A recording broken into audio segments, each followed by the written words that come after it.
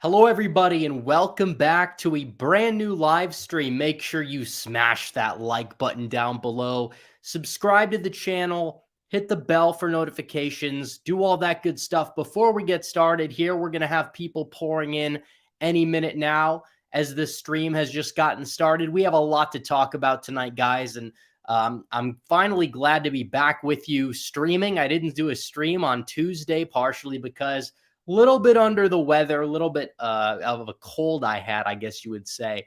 And I definitely still kind of have it to a certain degree, but I definitely sound a lot better than I sounded a couple of days ago. So we're back. We're ready to go. And we're going to have a great live stream. So make sure you guys like the stream before we really get started. Get it over 100 likes if we're not even, well, we're not really there yet right now. And make sure that you guys super chat any questions you have in during the stream if you want me to answer them. We're going to get to those later, but we do have a lot to cover. In the meantime, for example, we're going to be talking a decent amount about 2024, Donald Trump returning to Instagram. That's a very interesting step in the right direction for a campaign that needs to have more of an online presence to fight back against the pro DeSantis, anti-Trump, neo-never-Trumper troll farms, which are just brutally dishonest and a total disaster. And they're getting exposed in real time, folks. They are. But furthermore, Trump is also releasing policy, although it's not coming from his account. It's coming from the War Room account, which retweeted yours truly twice over the past week, talking about Trump's policy. So they're amplifying it. They have like 4 million followers or so. So thank you to the Trump War Room. Somebody in Trump's circle is listening to the rep commentary. That's a very good thing that we have there. We don't really have those ties anywhere else. I could tell you guys that much. But also, new entrants to the 2024 presidential race. Last week, we talked about Tim Scott and some of the controversy that really had a little bit of a spiraling effect there out of some of the comments that were made by me, yours truly, on twitter.com. But apparently I was proven correctly as usual, and then everybody just shut up as usual. But furthermore, we're going to be talking about Robert Kennedy Jr. He's running as a Democrat. 30% plus of Democrats don't want Biden to be the nominee in these polls. However, does this guy really have any chance? Not necessarily, but we'll talk about the significance of it. We'll talk about the campaign he's running because a lot of people are kind of viewing it as interesting. It kind of brings back like the whole like infatuation that the right had with people like Tulsi Gabbard, people like Andrew Yang back in 2020. And while there are some bright spots there, it's like you have the good, but you also have the bad, and you also have the ugly with the guy. So keep in mind, don't exactly rush to support this guy. Just because he says one or two solid things about jabs or something like that, which again, he backtracks, and he's going to have to backtrack if he wants any chance at that nomination. But furthermore, keep this in mind, Larry Elder also jumping in on the Republican side. What does that exactly mean? Why is he in the race? What is his end game? I don't really understand it. I guess you would say it'd be a free media tour. And I think that's why a lot of different people are jumping in the race on the right wing as well. They don't really expect to win. They're not in it to win it. A lot of them are looking for a cabinet position, among other things. But we'll be talking about that as well. We'll also be talking about a lot about endorsements, because Donald Trump is poaching Florida Republican congressmen like crazy. Ron DeSantis is getting out endorsed like 15-1 at this point. It's brutal when it comes down to endorsements. We're also going to cover the DeSantis, his camp, and their cope that Blump's establishment doesn't exactly make any sense whatsoever. Oh, because he's getting congressmen to endorse his campaign, that he's all of a sudden the Republican establishment, even though he's not the one that's being funded by the donor class as we speak, even though a lot of those congressmen that have come forward and endorsed Donald Trump are the most based congressmen, the most anti-establishment congressmen. Yes, you can point to a couple in there that are not, and we'll get to them, and I'll explain what their rationale may be, but over just the whole large pool of the endorsements, you could take a look at it, and these are people that are very solid by and large. And we'll get to that during the stream. We'll also talk a little bit about the electoral map, because we haven't talked about it that much, because you hear a lot about independence. You hear a lot about electability from a lot of different people. Let's map out what they're talking about. Let's map out this electability. What does the map actually look like between Trump and Biden compared to DeSantis and Biden? Is DeSantis really have that path to 270? Is he really going to win back all these suburbanites in the Sun Belt? Is that actually going to help him win? Maybe not. Maybe it'll help him win Arizona or Georgia. We're not going to be intellectually dishonest here. We call balls and strikes, but at the same time, you have to look at the big picture. And when it comes down to it, folks, I maintain the basic mathematical fact that Donald Trump is the most electable out of him, DeSantis, or a lot of these other people, and at least for 2024. So we'll discuss that. We'll also get some super chats in the mix. If you guys have any questions, feel free to send them in via super chat. But furthermore, like the stream, we're going to get started right here. And I wanted to talk about something that's not on the screen, but I did want to talk about Trump and his return to Instagram, something we covered a little bit in the pre-show summary, which is the fact that you have somebody who is the Republican frontrunner, but is nowhere to be seen on social media. He's not running a campaign on Twitter. He's barely on Facebook, wasn't on Instagram, etc. He just got his accounts reinstated on Twitter. Back when Musk took over, it was in December, I believe, they reinstated Trump. Then the 2-year ban on Facebook or Instagram or the Meta platforms, that has been released. Trump has not seen an extended suspension on those platforms. So either way, he's free to use them. He's not really free to use Twitter until the whole Truth Social exclusivity contract is up, which I don't really know when that is up. But even so, even if he can tweet right now, he's still planning his return to Twitter. He's probably going to start tweeting. My prediction would be that Donald Trump is going to start using Twitter in June, roughly around the time of his birthday, although I don't think that's explicitly going to be the reason. But around then, you will see Donald Trump return to Twitter. And from there, he's going to be back in that public arena. He's going to be able to use his Twitter account again that reaches 80 million people. Obviously, not all of those people are American. He'll probably see a following surge as well among some of the newer Twitter users who aren't really following him or aren't really paying attention because of the fact that he's not really on Twitter. But either way, what I will say about this is that it's a good thing to be back in the arena. It's a good thing to be back in the public square. You can only go so far on your, exclusive social media platforms, your alt tech platforms, your Rumbles. Even though Rumble's grown a lot, I will say, and its UI is getting better. My views on Rumble have gone up significantly over the past couple of months, and I would encourage everybody to follow me there too. But Truth Social, because this is basically Trump's only platform. His diehard supporters that are going to vote for him no matter what he does, those are the people that are on Truth Social. And whether you think that's a good thing or not, it's good that he has a platform. It's good that he stays in touch with his core base, I guess you would say. However, at the same time, not everybody sees that. And I'm not saying he can't have both. In fact, Truth Social would probably do a lot better if he used his other social media platforms to bring people to it and to advertise it, for example.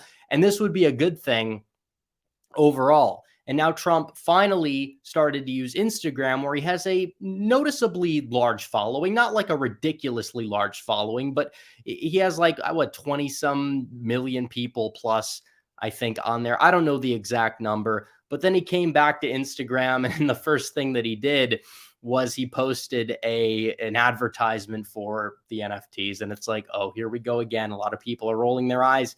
Even Trump supporters are not really a big fan of the NFTs.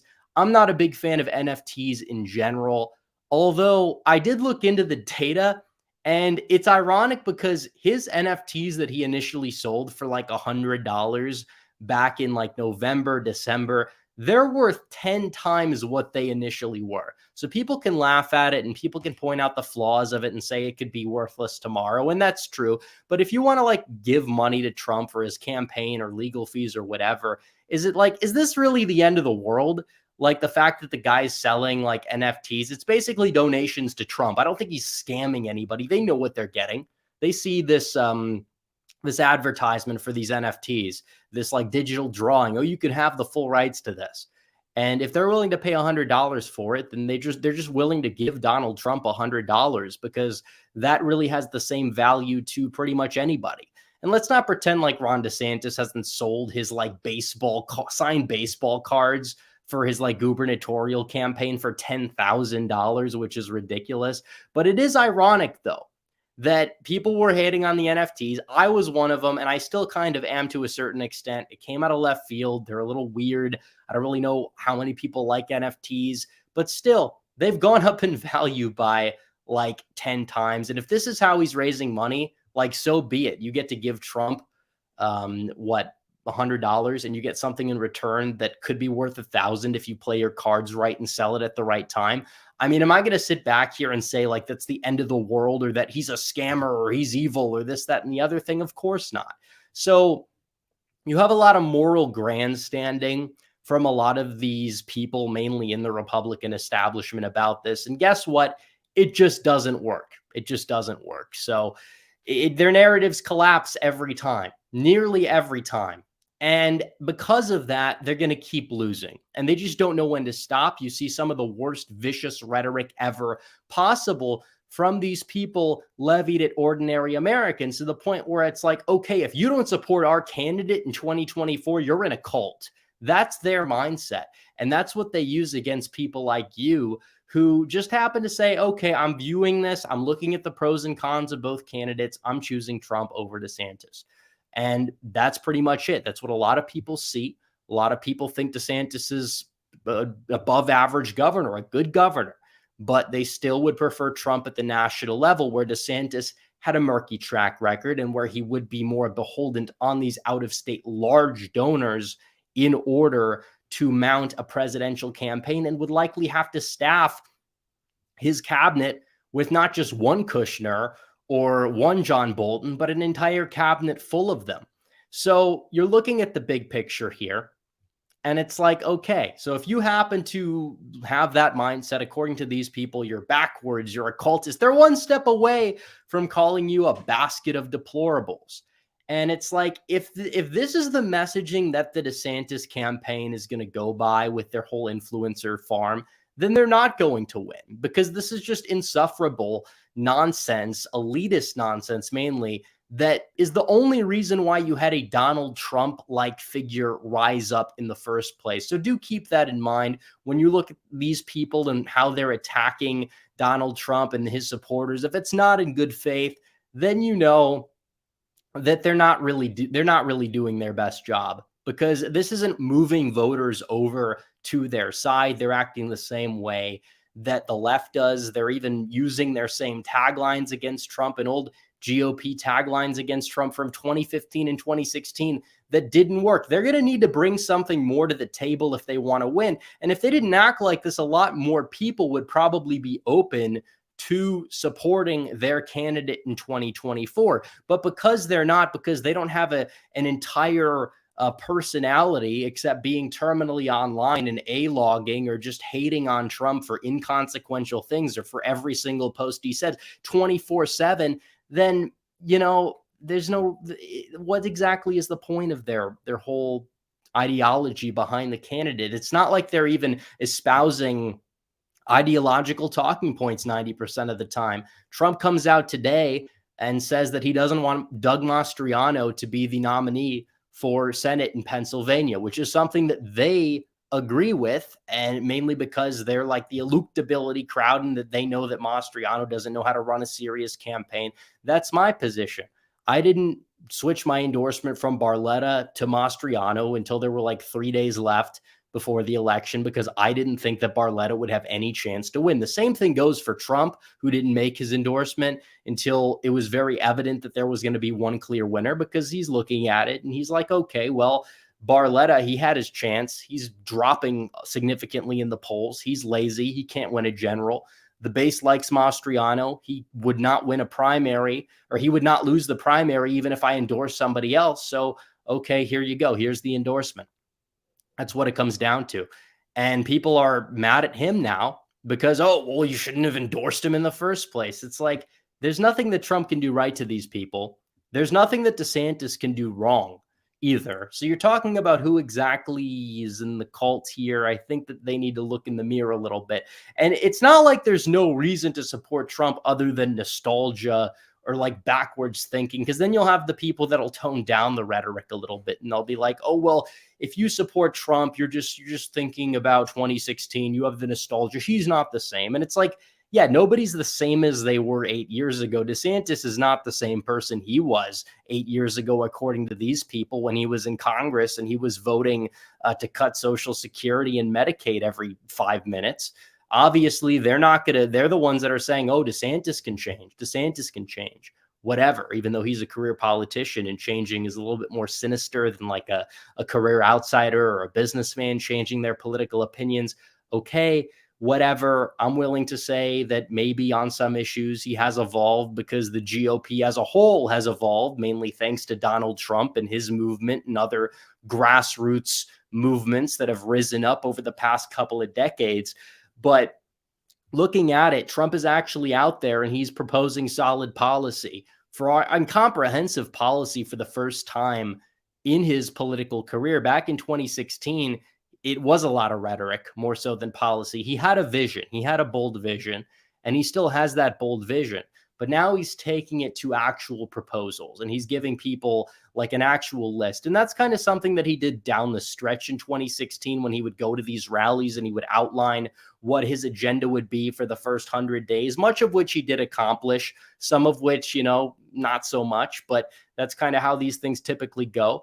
But you look at the policy that he's put forward, he goes out there, and this is recent as well. He releases a plan to end the homelessness epidemic. What does this include?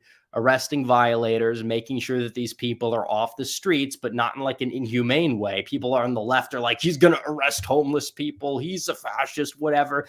And it's like, if they have that reaction, that's probably an indication that Donald Trump is doing something right. Because typically when Trump was effective at times during his presidency, the left would be in complete meltdown mode. And they do that when they're losing.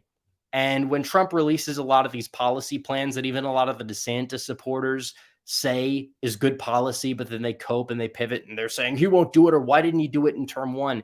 Even though that would basically mean that any legislative accomplishment DeSantis has done over the past couple of months doesn't matter if we're going to use that as the benchmark for what you can accomplish in 4 years, even though DeSantis has a much friendly legislature, whatever. Okay, besides the point. What I will say is that every policy he's put out is relatively spotless, redirecting Ukraine aid to helping set up these comprehensive shelters, helping out these homeless veterans, keeping our streets clean and safe and not having a bunch of homeless people on them, which is something that I think everybody can agree with. Homeless people should not be on the street. There shouldn't be homeless people.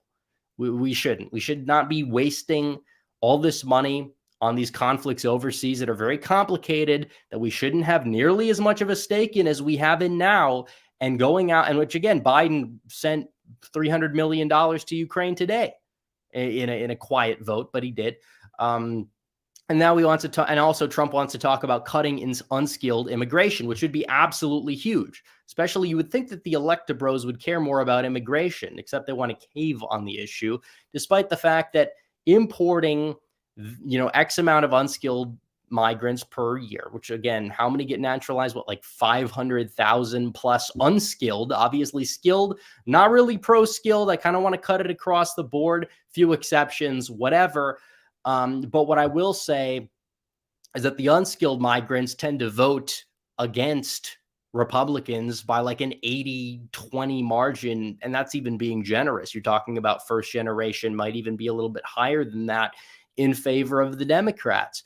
So when it comes down to having an electoral future, that's another step in the right direction. When it comes to legal immigration, we haven't heard much from a lot of these Republicans that are opposing Trump. We haven't heard much from Ron DeSantis on it. When you talk about somebody like Nikki Haley, she wants to increase because we need more of them to enrich our culture so long as they come through legally, she says. And that's not conservative. That's radically transforming the nation, but it's okay because apparently a piece of paper is involved. I disagree with that. I disagree with that wholeheartedly. So his policy is pretty solid. There was another policy that he released. I don't know if we covered it on a stream. I haven't streamed since Sunday, I believe. But what we did know is that he did say this about 4 days ago, where he wants to require every federal employee to pass an exam of questions to make sure they agree with his brand of conservatism. And if they don't pass, they will be fired. And that was tweeted out by a left-wing journalist who is basically saying he's evil. He's going to transform the government into being whatever he wants. And it's like, that's a good thing. Our government is broken. We have a bloated bureaucracy. We have a lot of liberals and leftists and social Marxists in the ranks of our government. And we got to do everything we possibly can do to get them out of there. And I don't know if this is going to be what will do it. I don't even know if this would work. People can lie, whatever, on their exams. It would have to be extremely comprehensive.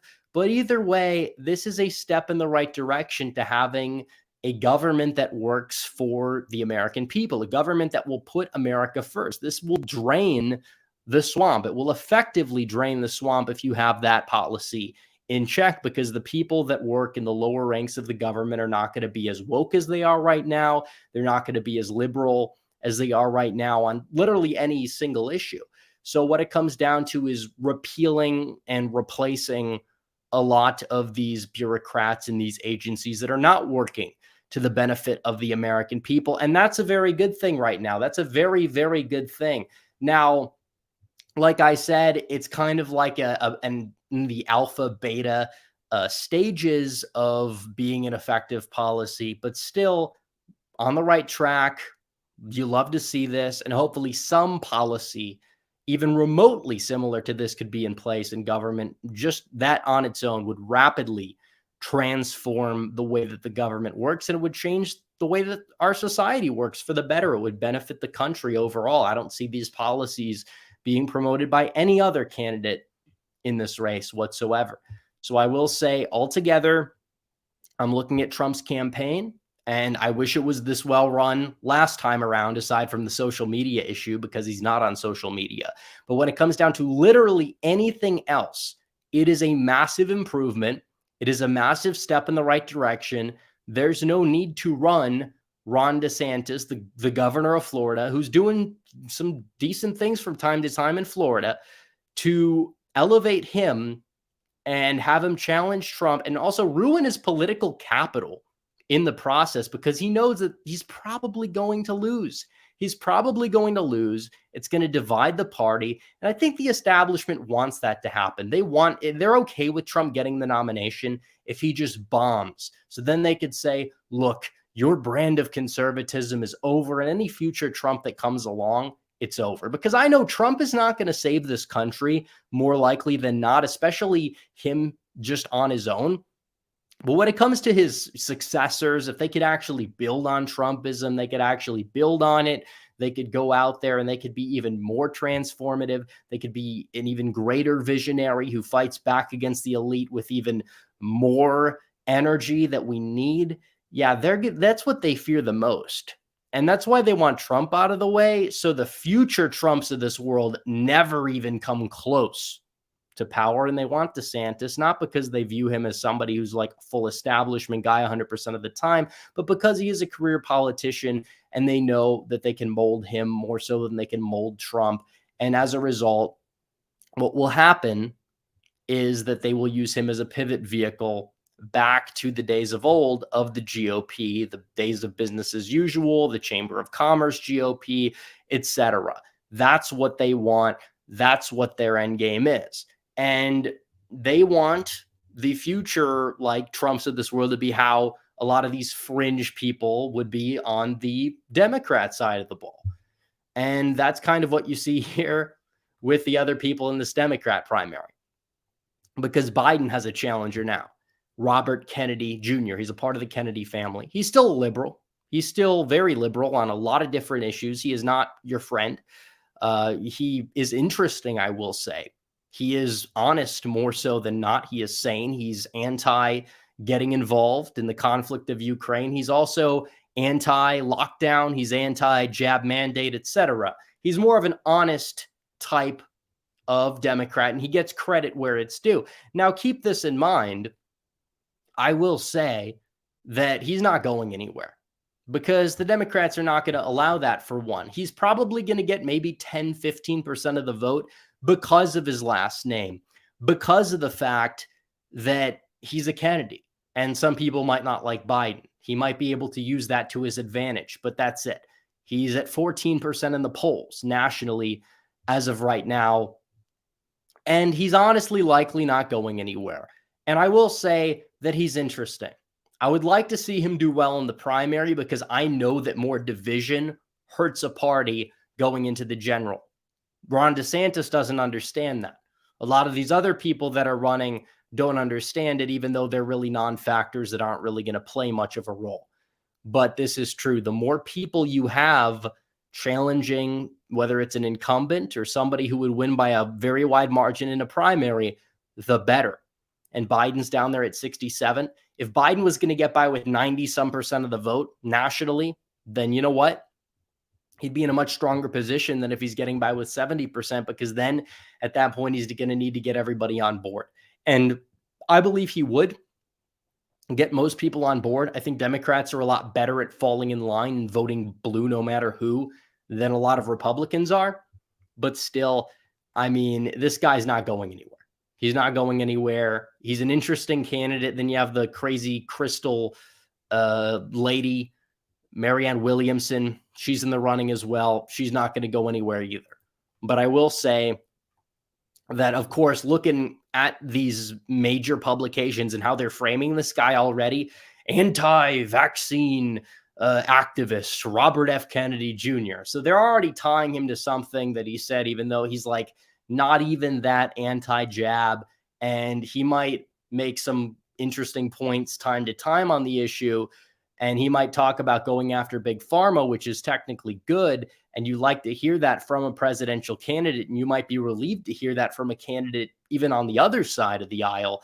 But what I will say is he's very liberal. Look at his record on environmental issues. He wants to arrest a lot of people who don't comply with certain environmental regulations. Like, he's very radical on the whole environmental issue. He's talking about getting rid of free speech for climate, what he calls climate deniers, which that's very vague, by the way, could refer to a lot of different things. And ultimately, he's basically just a Democrat who is a little bit more honest on several issues. And that's a good thing for him, I guess, that he's not fully a Biden or fully a go along with the establishment guy 100%, but he still goes along with the establishment of the left a decent amount, to the point where nobody in this live chat should really be supporting him unless they just want to vote Dem in an open primary state that's late, if he's still in the race, just to cause chaos. But even then, I wouldn't recommend that. I don't think it's really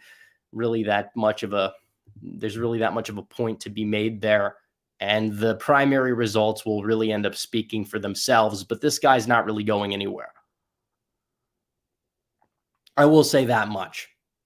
But then on the Republican side, you have Larry Elder, who was a radio host. He may still be a radio host.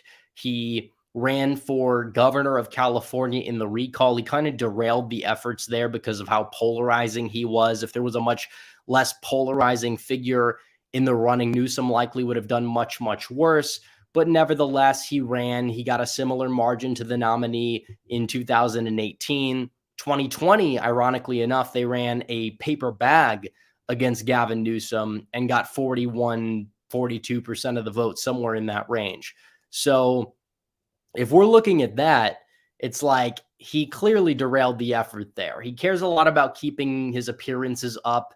He probably was a lot more famous 5 to 10 years ago than he is right now. And maybe he's looking for a position in the cabinet. Maybe he's looking to go out there and maybe try to get a VP slot that he's probably not going to get. He's trying to sell books. He's trying to go on a book tour. He's going to join the clown car. His candidacy is not going anywhere. I don't really hate the guy, but the whole thing just appears to be a self-indulging, book tour around the country type of thing, rather than, I'm actually going to have a legitimate shot at being president. Because face facts, DeSantis probably does stand a chance even if it's like a 10-15% chance. Anybody else, Nikki Haley, all these other people, like they have about as much of a chance at getting the nomination for the Republican side than RFK Jr. does at getting the nomination for the Democrat side. So that's all it comes down to. That's pretty much it. That's the way I see it. And I don't think anybody else needs to be in the race. And somebody like Elder may actually take more votes away from Trump. Like Haley, those types, yeah, they're going to be in the race. They're probably going to siphon more from DeSantis. But somebody like Larry Elder, yeah, he's kind of more viewed in more positively in like the Trump wing of the party, more so than like the neo-never Trumper wing of the party, to the point where it's like, yeah, I'm pretty sure that him being in the race is not going to make a dent, but it definitely doesn't help Donald Trump, I will say, at all. Unlike some of these other candidates being in the race, like Nikki Haley, Tim Scott, both from South Carolina, by the way. But there are others. Mike Pence, he might jump in. I don't think he will. But Mike Pompeo, he said he wouldn't when it was very evident that he was going to jump in not so long ago. And there are other people running in the race as well, but it does seem people like Vivek Ramaswamy and then Larry Elder, they're probably going to be the two that are going to be out there that are taking votes from Trump rather than taking votes away from DeSantis. So I will say that much. All right. So we could get to the endorsements now, but I'd rather get to super chats. So we're going to do that instead. We have 496 live viewers. Like the stream, by the way. Subscribe if you have not yet subscribed. But we will be getting to the super chats right now. And then we will be going through the endorsement list for Donald Trump, comparing it to the endorsement list for Ron DeSantis, and also carefully noting the main fact that Ron DeSantis is getting outflanked by Trump on endorsements in his home state, on his home turf, including by his own successor in Congress for his congressional seat. That is interesting, and it's just not a good look. And Trump kind of working to stage this like this week all at once, just it shows that his campaign is also more competent, much more competent in terms of strategy than it was last time around, even. I will say that much. I will say that much as well. Gerald Armstrong says, where's Hunter in the Chad Trump? But yeah, he just says, where's Hunter? And then it ends. And I mean, it is true. We haven't heard much at all from Hunter. Where is Hunter? What is he doing? He's probably overseas doing something. It is what it is. It's not like groundbreaking or like, oh, this is going to change everything if we find him. But, you know, he's definitely doing unsavory things. We know that. And that was covered up by the media ahead of the 2020 election. Nobody wants to talk about it. The Twitter files, that kind of went out of the news cycle. But it's true. And if a lot more people knew about that and you didn't have this big tech interference, you may have seen a different result on that November 3rd. And this is something that I think Trump needs to hammer home in terms of media bias, even more so than like, oh, this happened at 3 a.m., whatever, because then he can kind of wedge the issue against the media, say, look, they're out to get me. This is proven. This is legitimized by pretty much everybody, authenticated. They say authenticated, just admitted basically by the New York Times. And that could be used to not just energize the base, but maybe bring light to some of the issues that were not brought to light during 2020. But I will say the thing that needs to reign supreme for the 2024 campaign will more likely than not just be comparing and contrasting the two administrations. Because when you do that, Trump is the clear winner, and it's not even close. Cameron Campbell says, my bet is that Trump is having his allies jump in the race in order to guarantee the Republican nominee. Trump will probably reward them with an endorsement for another office or a cabinet position. I don't see why that would be the case, though, because of the fact that it's very obvious that the more people that are like Trump aligned, more so than not in this race, is not going to help Trump.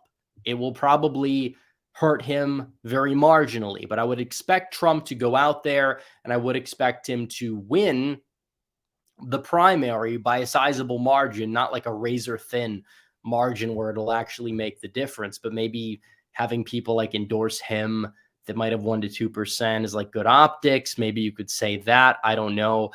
Byron Marble says, have you made a decision on the call-in show? I know you toyed with the idea in prior live streams. Yes, we will be doing a call-in show, a call-in stream, hopefully maybe early next month. I'd like to do a couple of them per month. I want to debate the DeSantis people so bad. I want to debate them, mainly because I'll win.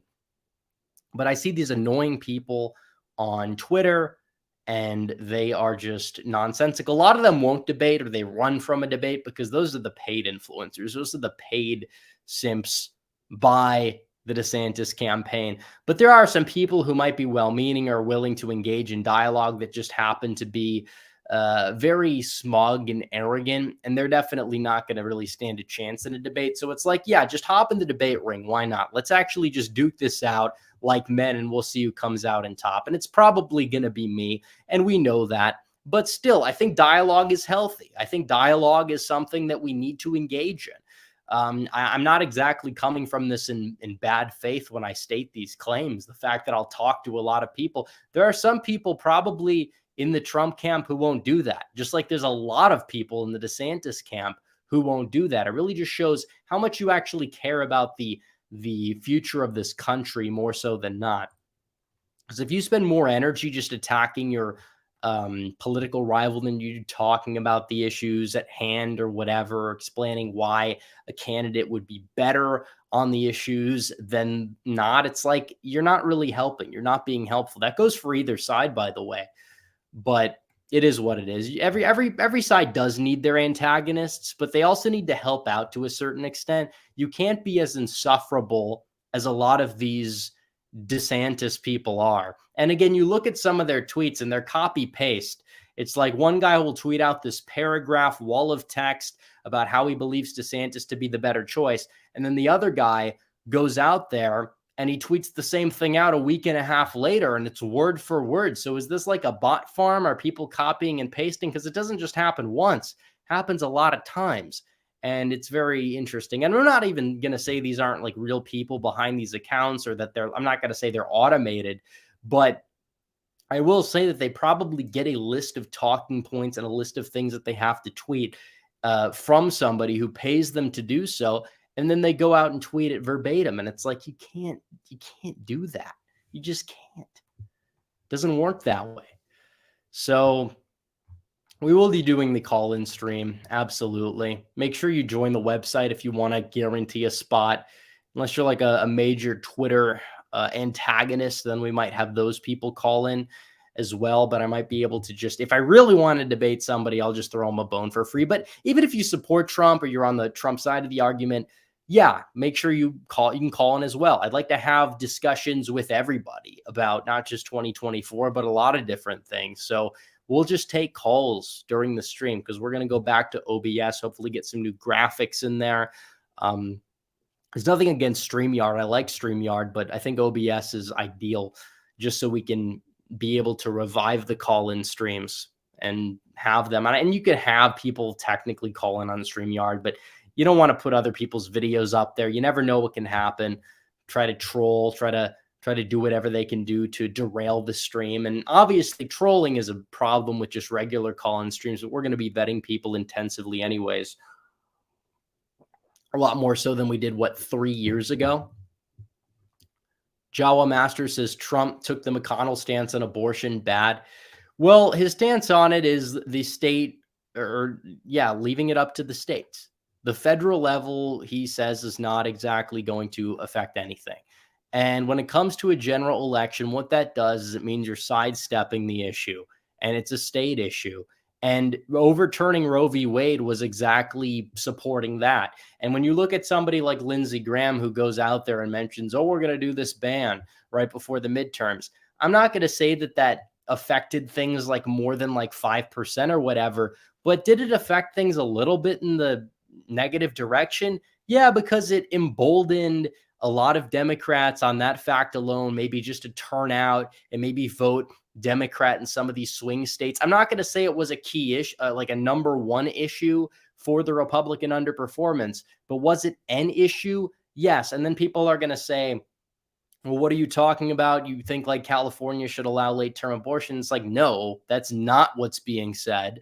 Donald Trump has in the past expressed federal limits on things like that. Like they tried to pass through some third trimester abortion bans, I think, during his presidency nationwide. And then you had a lot of Democrats voting against it in the Senate or whatever. It was a big mess.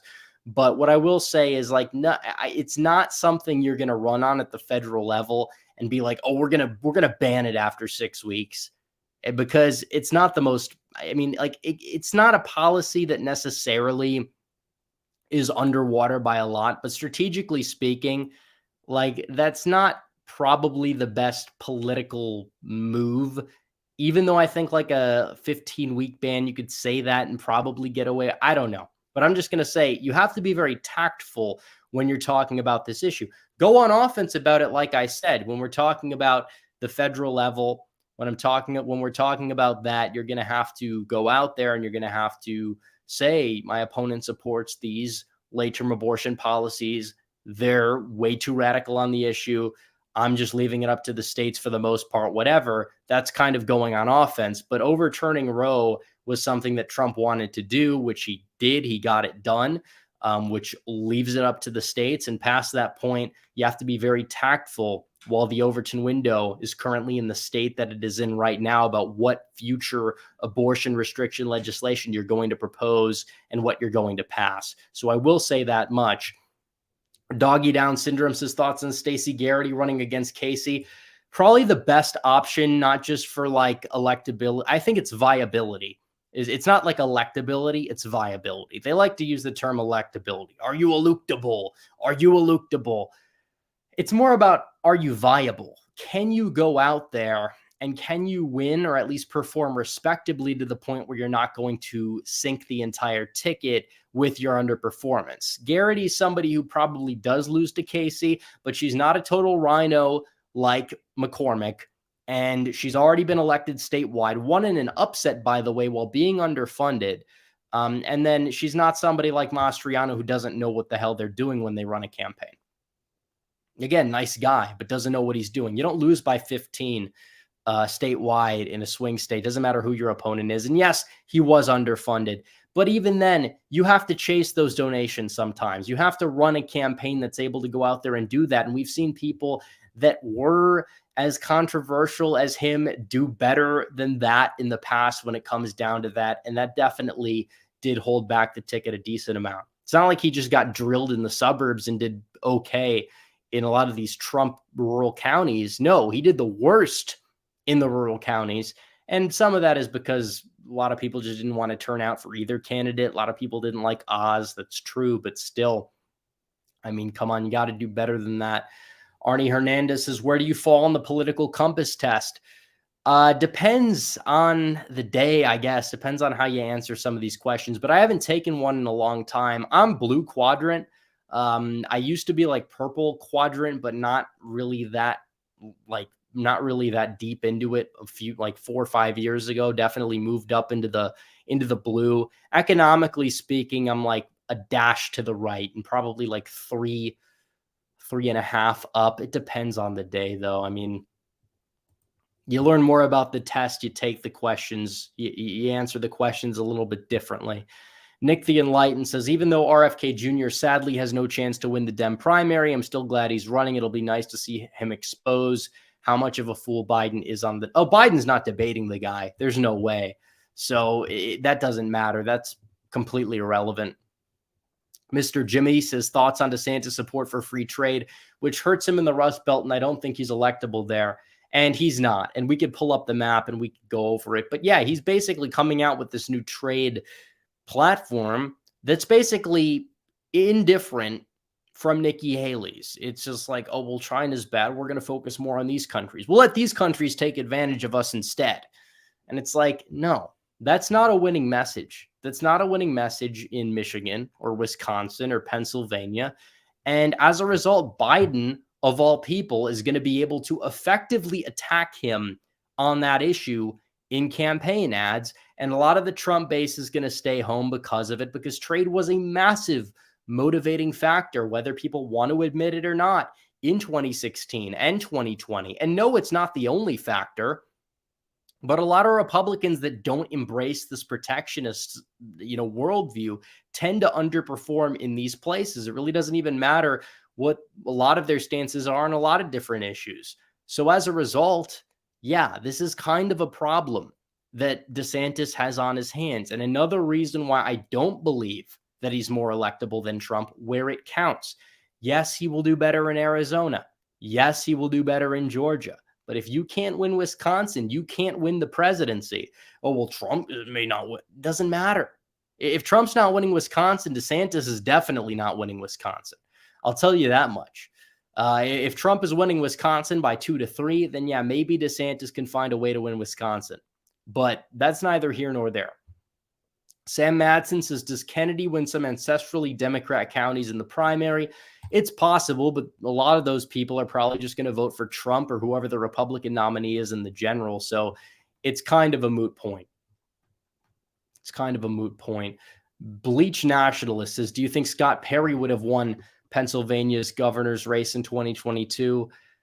He would have done better. I don't know. I think he might have been able to win the Senate race, but it would also depend on a better gubernatorial nominee too. I like Scott Perry quite a bit, but he didn't decide to run for anything. So Olivia Williams says, could MTG win a governor's or Senate race in Georgia in 2026?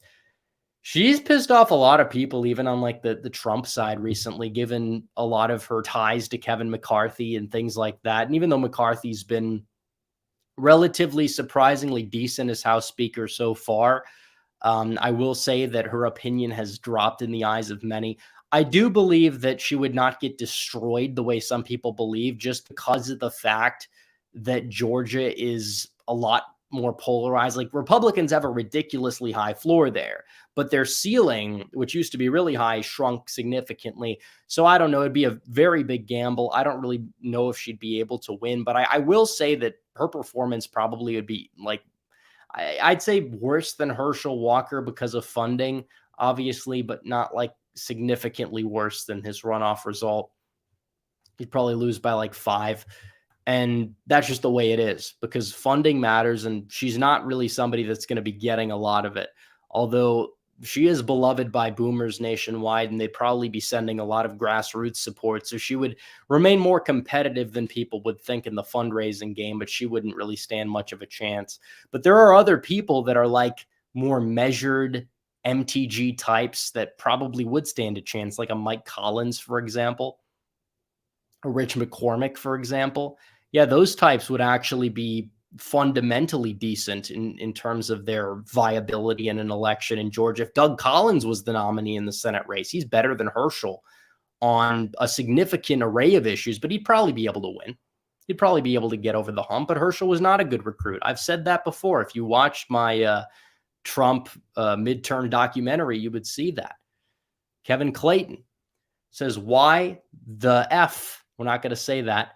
Does Donald Trump deserve our undying loyalty? Where's the wall? Did he drain the swamp? Did he fix any of our spending issues? Crack down on big tech? He didn't do jack. Well, he doesn't deserve any loyalty. It's not about the loyalty. People will throw that out there. Oh, he has the loyalty card. You're playing the loyalty card. If you happen to believe that anybody other than Ron DeSantis or anybody weaker than that should be the nominee in 2024. It's not about loyalty. It's not.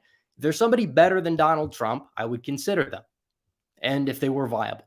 There's nobody better than Trump in the running, and there's nobody that's more viable than Donald Trump in the running. It's pretty much that simple. You could point to his 450 miles of wall. He had a lot of problems in his own party. That was a major issue when it comes down to his record. There were a lot of people that were working against him in his party throughout his entire presidency. He knows that. He knows it better than anybody. And now, if you're talking about a second term, you have the entirety of your first term to look back on. And you could say, oh, could have done that differently. Could have done that differently. No, he didn't drain the swamp. I've said that before many times. In fact, he hired a lot of bad people. And that's true. He obviously, the spending issues, we're going to be screwed either way. It doesn't matter if DeSantis wins. It doesn't even matter if you put a libertarian in the White House. We're going to still be spending a ridiculous amount of money. I mean, that's the way that Washington works. That's the way that our government works. Big tech, no, it bit him in the ass. That's a problem. What did DeSantis do on those issues either? What did he do? Ship migrants deeper into the country? He hired a lot of bad people in Florida, including a lot of these people that are around him, people that called for Trump to be impeached as one of his press secretaries. Another lead advisor was a total shill for Ukraine, was in Ukraine the night Zelensky won the primary. That's who he's surrounding himself with. When it comes down to it, Trump's presidency is not perfect. You could nitpick little pieces of his presidency. We could go over it. I've done it. I've done it for years. I've done it. That's not the point. To say he didn't do anything is laughable, though. Cut immigration in half. Tax bill. You saw the lower echelons of the income brackets perform better after 5 years. The only problem is they weren't permanent. So you could argue it didn't go far enough under Paul Ryan, and that's true. Who's the protege of Paul Ryan? Oh, wait, it's Ron DeSantis. You get into this little like fighting game between, oh, Trump didn't do this. And then you point to the opposition. And it's like, would they have done that? No. At least Trump has the better intentions of America in mind. And that much is true. So, okay. Last super chat. We're going to get to the endorsements. Helicopter Kick says, love me some rep. Who would you choose for VP pick? Rand Paul, Kari Lake, or a dark horse no one has mentioned yet? I don't know. And we could do the VP thing all day. And I'm not sold on any single person I look at and I say, I'm in love with that pick. Whether I like the person or not, because you have to have somebody who's a good fit. You have to have somebody that's going to bring something to the ticket, that's going to expand the coalition. And I don't really see that pick who would be viable, who would be somebody that Trump would want to pick. Now, ideally, in an ideal world, that pick would actually be Ron DeSantis, because you have somebody who is liked by the entire party, who you could pick if you are Donald Trump and unite the party. The problem is now you have Trump attacking DeSantis, vice versa with the subtle jabs, and Trump would have to change his residency out of state in order to make it viable. That's not going to happen. So when it comes to somebody like Rand Paul, too many libertarians. Kari Lake, what experience does she have? I like Kari Lake. I was a big supporter of Kari Lake for her gubernatorial bid, and everybody here knows that. But when it comes to adding something to the ticket, I mean, other than being rhetorically talented or knowing how to deal with the media, I don't know exactly if, I mean, she burns a lot of bridges. That part is true. She makes a lot of people angry, which is good in her own right. But if you're talking about a VP with somebody that's already a polarizing figure, I don't know if that's something that's really going to help out a lot, or something that Trump would want to do, to the point where he's going to have to go out there and pick somebody who is just a little bit, who softens the image the same way that he did with Pence. And you might say, well, that's like a cuck thing to do or whatever. And that's just how politics works. You might not have to like it, but that's the way that politics works. I need somebody who's not a total pushover, not a total neocon. Obviously, those things are a given, but somebody who kind of is somebody who a lot of these more establishment Republicans would look at and say, okay, well, was a little, questioning my support for Trump before, but now that he has this person on board, I'm a little bit more content with voting for him against Biden, because it's the same thing that he did with Pence. A lot of these evangelicals, neocons, etc., they looked at it and it was like, okay, well, Trump picked Pence. Now I'm a little bit more excited, whatever, because not every Trump voter is going to be your, red eagle politics supporter, or your like average grassroots MAGA boomer. I mean, obviously those people do give Trump the advantage and push him over, those more populist Trump voters. But at the end of the day, you still need enough of that GOP, traditional GOP support. And maybe less so now than initially, because of the parties have changed significantly. But the VP pick is probably going to have to be somebody that's cut from that cloth, more so than not. So let's get to endorsements. Donald Trump with his endorsements, because everybody's saying Trump is the establishment because he has endorsements. Yeah, about that. Let's look at the quality of the endorsements. Let's look at who exactly has endorsed him. We'll look at Congress. We'll look at the Senate. In terms of the Senate, there's one bad endorsement that pops out at me, and obviously it should pop out at everybody. It's the only person that Trump has rebuked at a rally in 2024 so far, or for the 2024 cycle. We're not quite to 2024 yet. That's Lindsey Graham, who Trump said he has many disagreements with on stage with Lindsey Graham. Graham is a grifter. That's why he's tying himself to Trump. He's probably taking a little bit of a more unorthodox approach, trying to get in the circle, trying to gain influence, whatever. Okay, he's probably the only establishment I'd say one of the most establishment endorsements Trump has. When you look at it, you have people like Blackburn, solid senator out of Tennessee. Ted Budd, great. Bill Hagerty, he's okay. Kind of generic, but okay. Cindy Hyde-Smith, been pretty solid so far. Wasn't sure about her when she first got elected, but she's been very solid so far. Mark Wayne Mullen, he's another weak, run-of-the-mill guy. He's probably the second worst endorsement on that Senate list. Then you have Eric Schmidt, very solid. One of the top 5-10 senators in the Senate. Tommy Tuberville, obviously you could say he's returning the favor for that primary back in 2008 or 2020 when Trump saved him in that runoff. Absolutely. That definitely helped out quite a bit, helped him defeat Sessions, which again, I was a supporter of Sessions, was not happy about it at the time, but you look at Tuberville's record in the Senate, it's been above average. Can't complain there. Then you have J.D. Vance. J.D. Vance is ultimately the best senator. He's right there with Josh Hawley in the Senate as the most, the top senators. He's, I think, more America first than Hawley when it comes down to it. So you look at the senator list that he has, it's very solid. There's no complaints there. These are people that mainly, besides Lindsey Graham and maybe Mullen, these are people you want supporting your presidential campaign. If they're supporting your presidential campaign, you're doing something right for the most part. Then you go down to the Congress people. Jim Banks, solid. Andy Biggs, solid. Boebert, solid. Bost, he's decent. Byron Donalds, very solid. And from Florida, Matt Gaetz, solid. Tony Gonzalez, he's the weak one, but he actually flip-flopped on his endorsement. He unendorsed him, so I don't even know why he's still on the list. Lance Gooden, Paul Gosar, Mark Green, who took over from Dan Crenshaw in that one chairman position, solid. MTG, solid. Hageman, solid. Harshbarger, solid. Hudson, solid. Wesley Hunt, decent. Ronnie Jackson, solid. Jim Jordan, solid. Anna Paulina Luna, surprisingly solid. Mary Miller, solid. Max Miller, he's been decent. Corey Mills, surprisingly decent, actually. I was worried about him, but he's been very solid. Alex Mooney, solid. Barry Moore, he's up there in the top tiers of the Atlanta, or not the Atlanta delegation, the Alabama delegation. Troy Nels, George Santos, surprisingly solid when you look at his record. He's a meme, but he's surprisingly solid in terms of his record.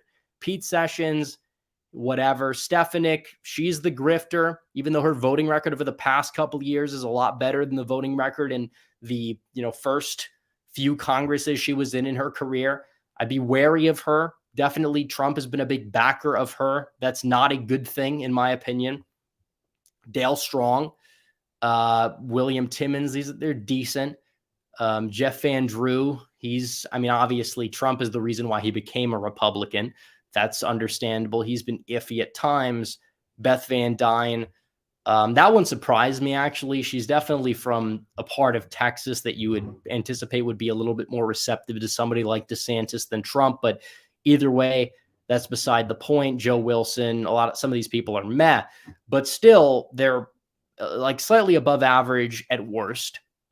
And at best, they're very solid. And then Trump gets all these other Florida people to support him. Kat Kamek, she's very meh.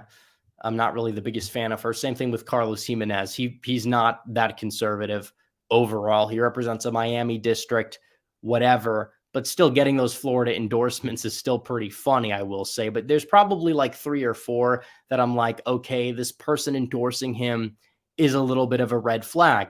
And then there's like 45 to 50 of them where I look at it and it's like, this person endorsing him is a solid thing. It means that Donald Trump is the right candidate because they are endorsing him.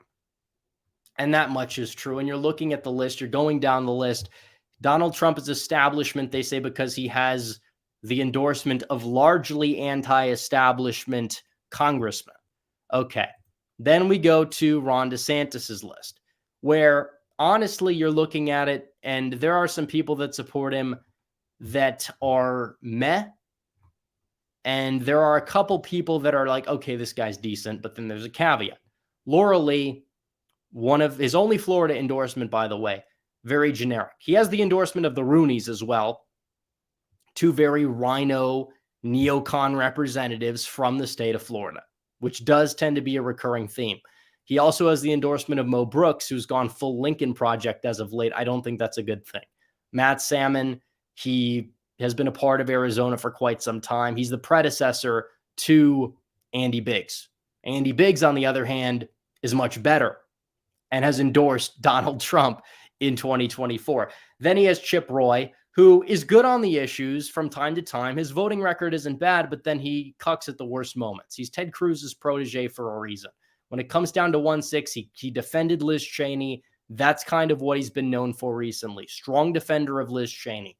So the fact that he comes out and endorses DeSantis, I mean, it is what it is. That doesn't move the needle, because even though he has had a solid record when it comes to things like immigration, social issues, even whatever, he still, when push comes to shove, he sides with the most swampy of the swamp when you have a clear opportunity to get rid of them and get them out of the way. Thomas Massie is solid on many things. He's also a staunch defender of Mitch McConnell. He's very libertarian, a little bit too much of a fiscal hawk for my liking from time to time. And that's his endorsement slate. Very bare. Obviously, when you haven't announced your run for president, that's what your endorsement slate's going to look like. It's true. And I'll give DeSantis the credit where it's due there. But right now, his endorsement list probably is looking the best it's ever going to look. And even then, his best people have those caveats. And it's like, okay, well then. And you look at who's funding him. His donors. The Koch brothers are on his side. Ken Griffin's on his side. All the worst people you don't want funding your campaign. They are funding his campaign. And ironically, I think one of them backed out because of the abortion bill, which honestly is pretty funny. That even some of these donors, even they're that much of cucks when it comes to these things. But still, nevertheless, you look at who's backing each candidate. Trump has objectively the upper hand, and you can't deny it. You can't deny who has the upper hand there. And that much is true. And you want to look at the electoral map. This is what we're looking at. Trump's not losing Texas. DeSantis isn't losing Ohio or Iowa. Let's get those out of the way, because those are the takes that we see from both sides of the camps that are like super dedicated, and they're both bad electoral takes. They're wrong. But when it comes down to it, you want to talk about, oh, DeSantis is going to win us the Sun Belt. Okay, he wins North Carolina. I think Trump wins North Carolina. I'll give him the upper hand in Georgia. I'll give him the upper hand in Arizona, assuming he does want to ballot harvest, which he hasn't talked about. Trump has talked about it. He hasn't mentioned anything, but I'll give him the benefit of the doubt because I'm a nice guy. I'm going to be nice here. Give him Nevada. Give him Nevada, 268. Nebraska's second's a little bit of an uphill climb. I think he'd do better than Trump would there. I don't think he's winning it. So that puts the Dems at 226. Nobody's winning Michigan right now. Face the facts. It would take a massive landslide to win it, in spite of the state party. The state party has raised, ever since the new leadership has taken over, like $2,000 or some ridiculously low margin like that of a gain in their fundraising. It's like nothing. They can't even raise money to save their lives. They have incompetent people in charge. And as a result, Michigan is down the drain. It's over. It is Jover in Michigan for the Republicans. I'm not saying they can't win the state again, but what I'm saying is there's a massive uphill climb there because you don't have a state party. You would have to win in spite of a state party. I think Trump would probably be that figure that could, transcend that more so than somebody like DeSantis, who's more entrenched and would have to rely on a state party leadership to win. In fact, he had to rely on Trump in 2018 to win. He wouldn't be governor. Andrew Gillum would be governor right now if Trump didn't send down his people. That much is true. But when it comes down to Wisconsin, Pennsylvania, you're looking at the fact that regardless of whether you win Arizona and Georgia, you're going to have to win Wisconsin or Pennsylvania to win. We saw what Pennsylvania looked like with Trump not on the ballot in 2022. We saw that. We did that experiment. We did it in Wisconsin, where Ron Johnson almost lost to a black nationalist, avowed black nationalist in Mandela Barnes. He almost lost to him. It was 1%. He was supposed to win by I would say double digits, but close to 10, more so than he was to lose it. And he won by 1. By the skin of his teeth, he was able to get by. And that was as an incumbent. And yes, he was outspent. Yes, Dems dumped a ridiculous amount of money in that race. It doesn't matter. Fundraising does obviously play a role, but it should not be that close regardless. Vance was vastly outspent. He was able to get by 7 percentage points or so. Ron Johnson, not so much. But either way, it shows that without Trump on the ballot, without his influence nearly as much, you're not guaranteed a victory. You're not. And the Dems are going to have a lot more power now after that Supreme Court. And that's going to hurt Trump or DeSantis, obviously. But if you are somebody like Ron DeSantis, you're probably not going to do that well, especially if you have this divisive primary and a lot of Trump voters just decide to sit back and stay home because they're bitter or whatever. And I don't think that's the right thing to do. But you know what? A lot of people do see it as the right thing to do. And I'm just the messenger, so don't shoot the messenger, because I'm voting for the Republican nominee unless it's somebody like Nikki Haley or somebody worse than that, which in that case, I'll probably just vote third party or leave the top blank and vote red down ballot. But that's not going to happen, so nobody has to worry about that. What I will say is that DeSantis winning Wisconsin, I think Trump is more likely to win Pennsylvania than DeSantis is to win Wisconsin, even given everything, especially because the Republicans in Pennsylvania are starting to embrace mail-ins. They're starting to embrace ballot harvesting, et cetera. We've seen that in some of the special elections. So taking that into account, you could lose Georgia, which you don't want to do. But we don't even have it right now in terms of a continual winning streak. Right now, it's Dems +1 in both, right? So give Georgia to the Dems, give Arizona to the Dems, which is not a sure thing with Trump, but presumably, it'll be an uphill climb, especially in Georgia with the demographic changes in the suburbs, et cetera, coalition shifts, you name it. Give him Wisconsin. Assume trends will carry him in Nevada. He can win with Pennsylvania. He can win if he gets Wisconsin, Pennsylvania, and Nevada if you just give him his 2022 states. And I can't see him losing any states from 2020, I should say, not 2022, 2020. I can't see him losing any states from 2020 except maybe North Carolina. Maybe. And that's like a worst case scenario. He's not losing Florida. Likely do better in Florida, do better. I wouldn't say do better in Texas, but I think he'd win Texas by worst case scenario would be 2 to 3 points. The state's party's just too competent. I wouldn't say it's ready to flip yet. Dems were energized a lot in the midterms. Got a lot of fundraising there. Didn't matter. Ken Paxton even was able to get by close to 10. I think that Trump will probably have no problem, especially with Biden's war on oil. He's very unpopular in Texas himself. And the whole Biden factor is something that we're not even talking about enough because his presidency has been an unmitigated disaster. You're going to also need somebody to go against him that has actually ran a country and did a pretty good job for 4 years. I will say that. Best president of our lifetimes, I would have to say objectively. Better than Bush, better than Obama. The problem was he was derailed by two things. One, a pandemic, which again, if he fired Fauci and did all that kind of stuff, you might say based or whatever. And maybe he would have obviously had the last laugh. At the time, he would have actually then lost North Carolina and Texas, which they don't want to talk about that. They want to play Monday morning quarterback and not even do it correctly. And I'm not really here for that.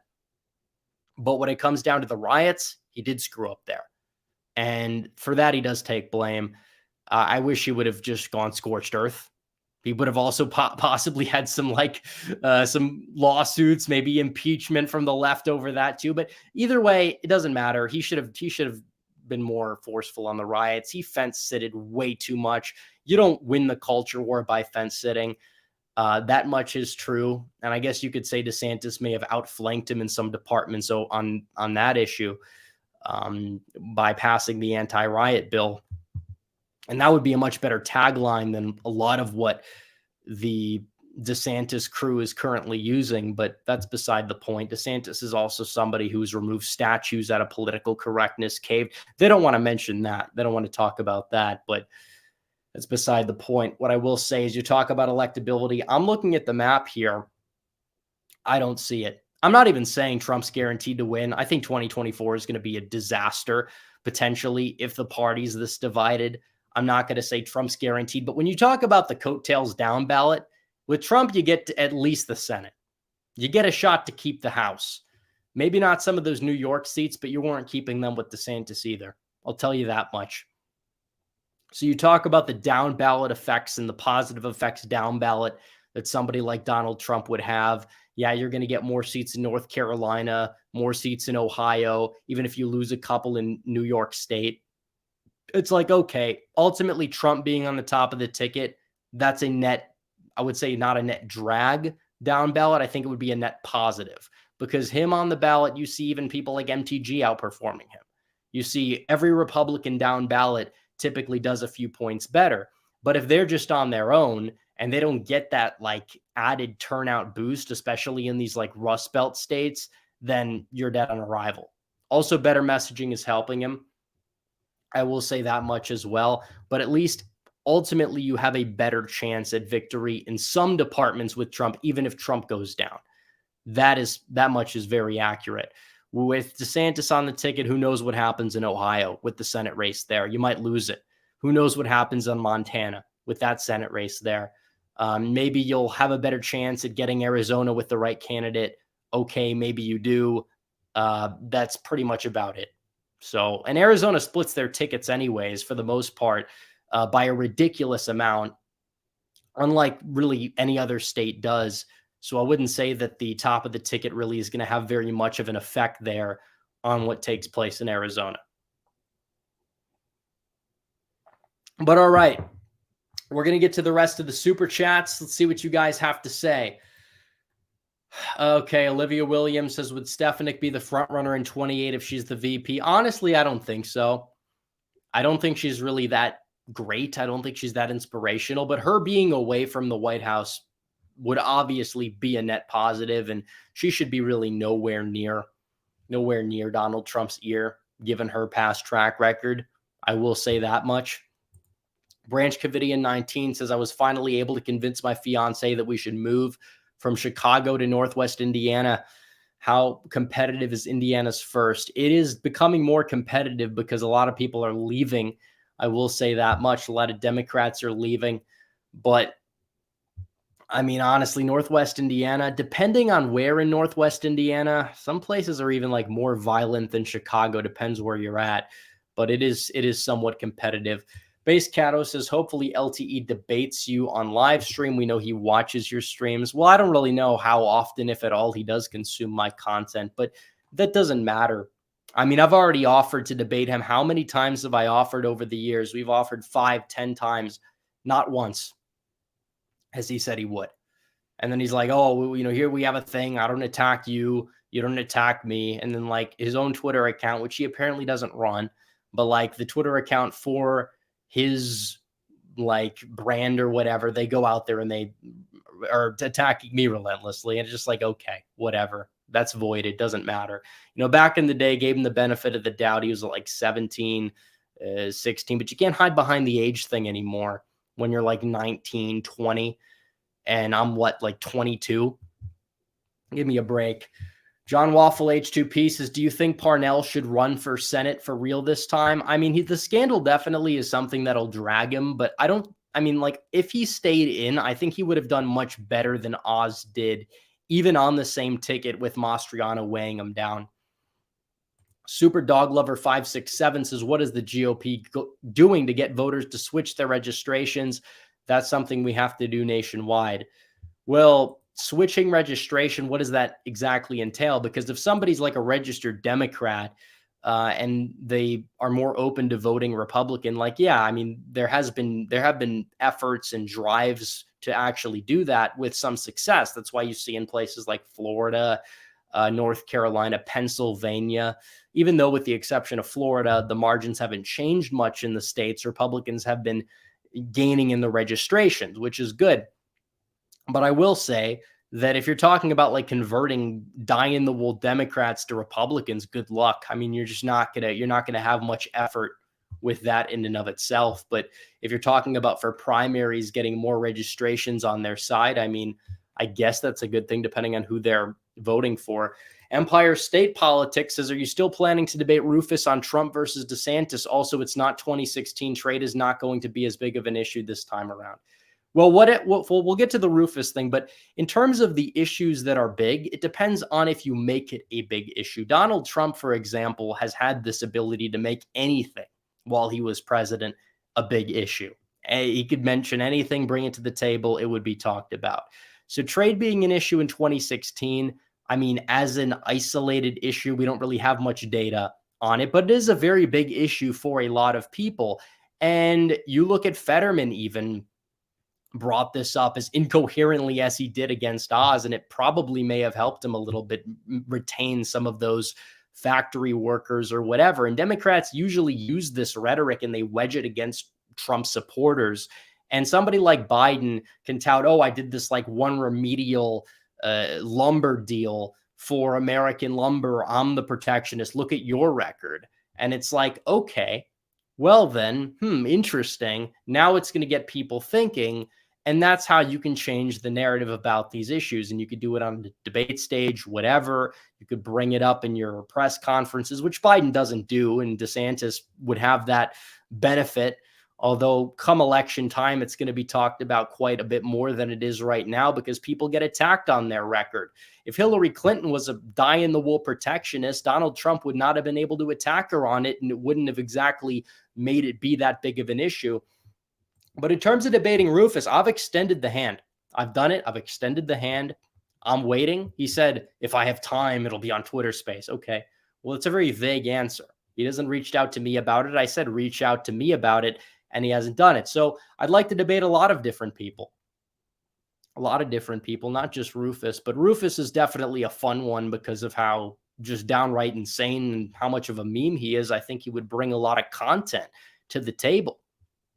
K. Ben says Trump retruth the idea that Republicans should move to Wisconsin from Illinois for the 2024 election. Good idea. Wisconsin is critical. I mean, yeah, technically. I mean, like, oh, if you move for like political reasons, it's going to help you out. It's like, yeah, it does. It technically does help you out.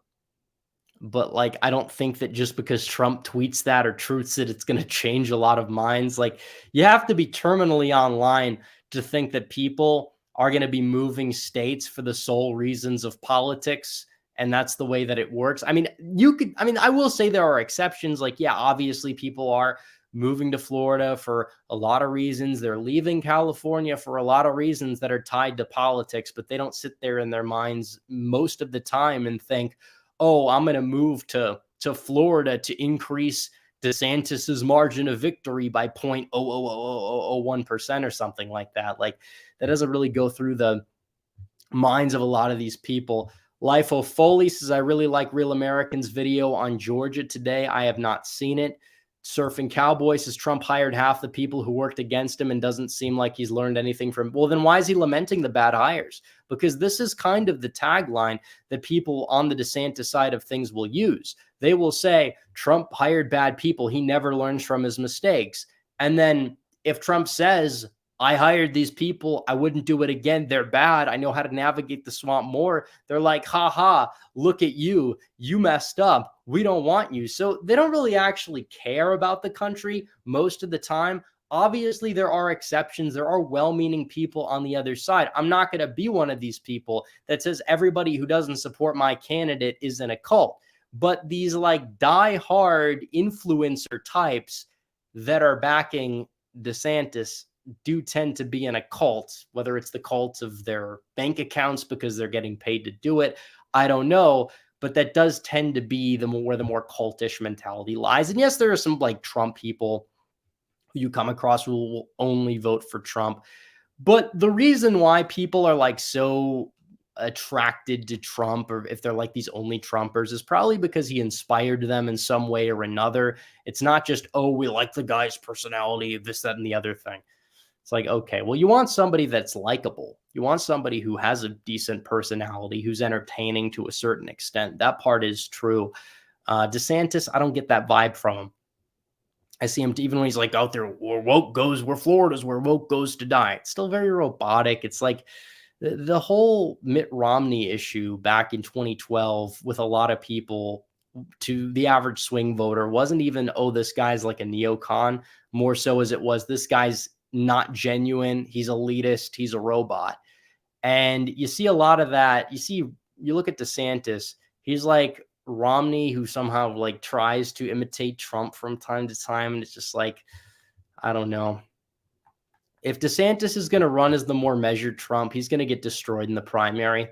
I'm just putting it out there. You don't be the dollar store edition of somebody and expect to beat that actual person, even if you view them as a shell of what they used to be.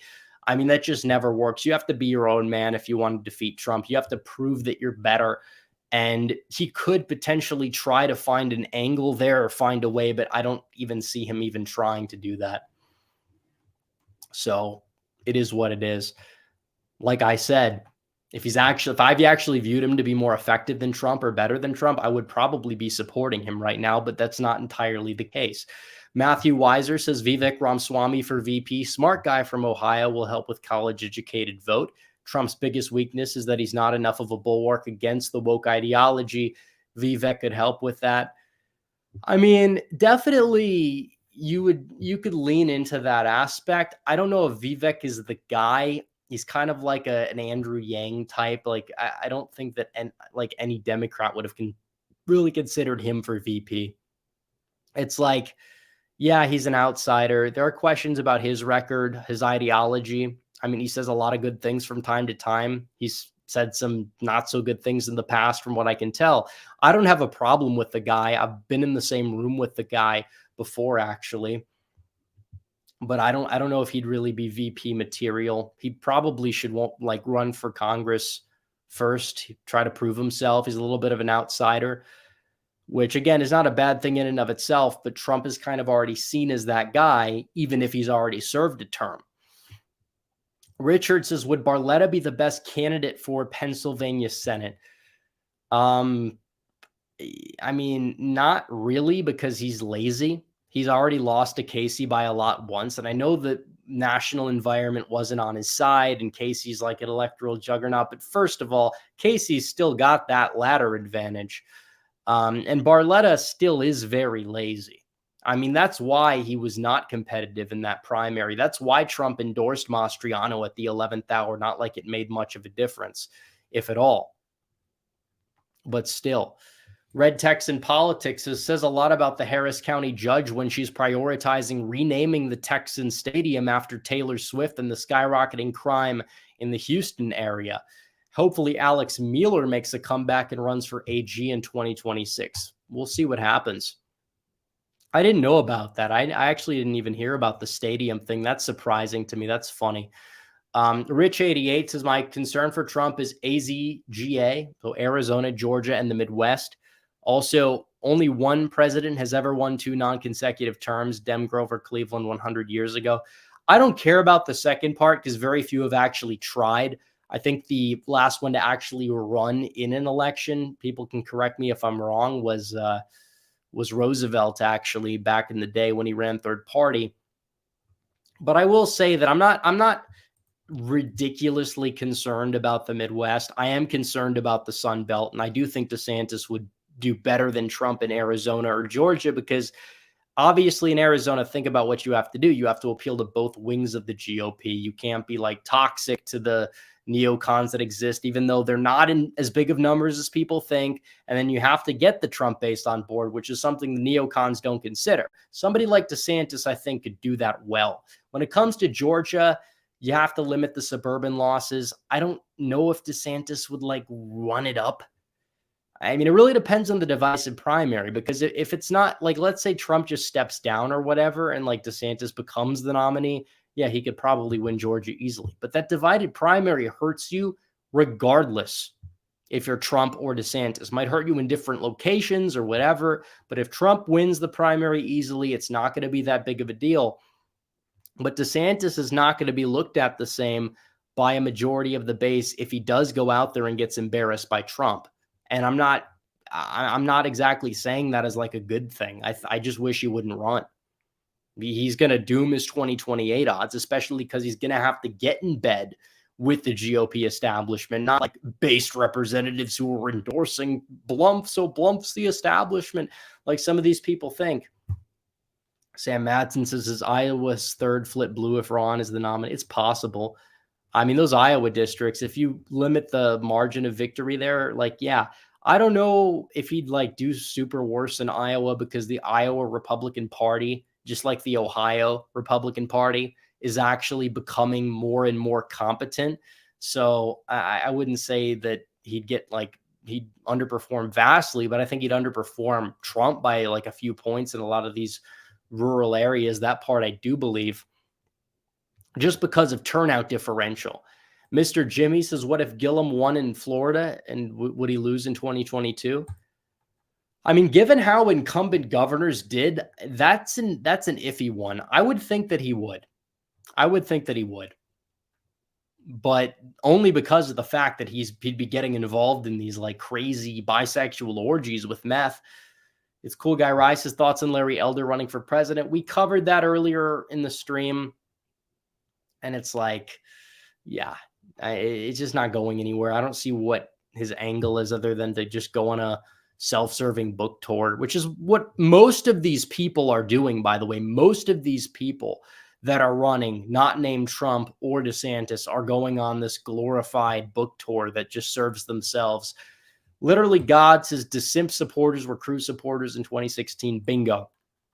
How many like actual like original Trump supporters back in 2015 are defecting? Like none of them, for the most part. None of them are like defecting. Make Australia British against us. Can't access the Discord server even though I subscribed. This is David Fallaw, by the way. Shoot me an email if you join the website. If you just hit like the subscribe button on the website, that's just like an email list subscription. Like you have to actually get the plan, the $5 a month plan on the website. But if you did and you still can't get in, just shoot me an email or we might have to update the link. John Waffle H2 pieces. Any hope for a Virginia Senate seat flip? Probably not. And Youngkin's not going to run for it. And even if he did run, I don't think he would win it. And that part is true. So let's check I don't think I missed any member chats. Let's go back. Did we miss anything?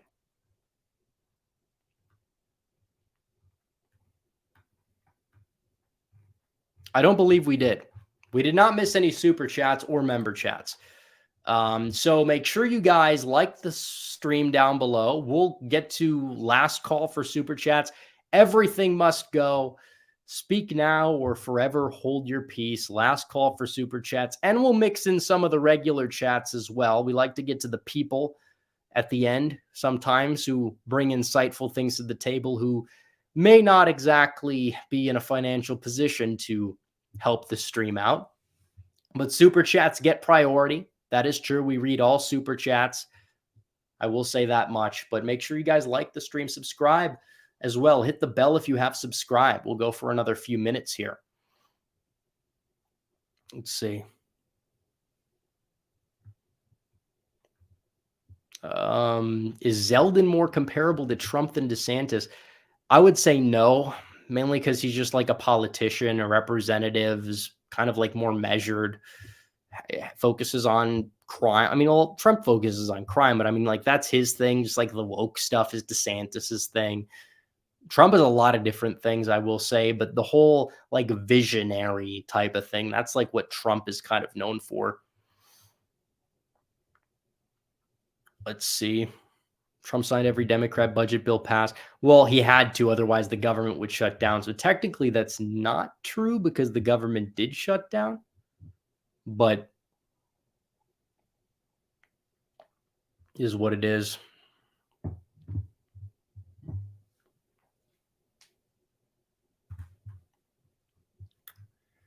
Okay. The old mindset of you must go to college or otherwise you won't be successful needs to be put in the dustbin of history. Times are different. Well, I'm not entirely anti-college. I think we're going to need a new class of elites that will take back the institutions. I'm not anti-elite. When people think populist, they think it's like power to the people. But the people in many times are just incompetent themselves. They don't know what the hell they're doing either, and you need people that actually look out for the best interests of the American people serving as the elite. The problem right now is the elite don't do that, and that's the main issue. So you need people in the institutions, and going to college, I think, does kind of accelerate that if you have solid people. But it is true that a lot of people that go to college and get useless degrees that are completely useless, that colleges spend so much money on, that are part of the reason why college is so expensive in the first place. It's like, yeah, a lot of these people don't need to be going to college. They can go to a trade school. They can be far more successful there, have no debt. I mean, this is true. There's plenty of useless degrees out there that people get and they don't use them and they don't go anywhere and they get in all this debt. That's not a good thing. It's not a good thing at all. Is Georgia a lost cause for Republicans and Trump? It's going the way of the dinosaur, whether people want to admit it or not. I think it is winnable in 2024, but I wouldn't say it's likely. And just because you have incumbent statewide officials that go out there and win in a midterm year doesn't always mean that you're going to be able to keep the state in the future, whatever. I don't think Trump wins Georgia. I think he has a chance, but it depends on Biden. It depends on the state of the economy. I think Arizona is kind of a disaster, but I don't think it's gone. I think that just the Republican Party there needs to drastically change how they view the election system, and that's true. And yeah, I don't know if Trump burning the bridge with Kemp was the best thing to do, especially when Raffensperger was the real problem. Kemp is mid. He's weak on a lot of issues. He touted himself being so strong on immigration, whatever. And then he gets in there, and now Georgia has more illegal aliens than the state of Arizona does. It's like, how does that exactly work? So he's not really the best governor, has a lot of liberal industry coming into Georgia as well, which is not a good thing. But he did pass a decent amount of solid legislation, including election legislation. But part of that was because he had that primary challenge. But he eventually won that primary by quite a bit. So he actually did better than Abbott did in Texas, believe it or not.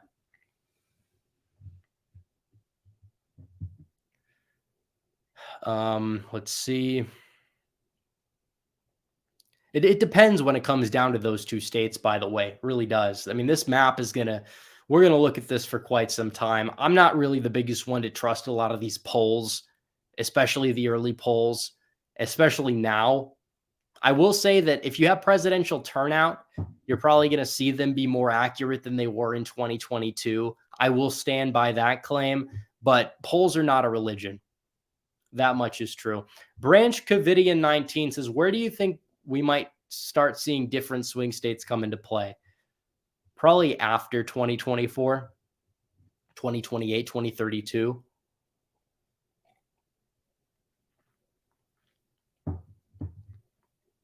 Let's see. Sam Madsen says Bill Lee in Tennessee wants red flag laws. Why cave in an R+25 state? Exactly. I mean, that's a very good question. I don't know the answer.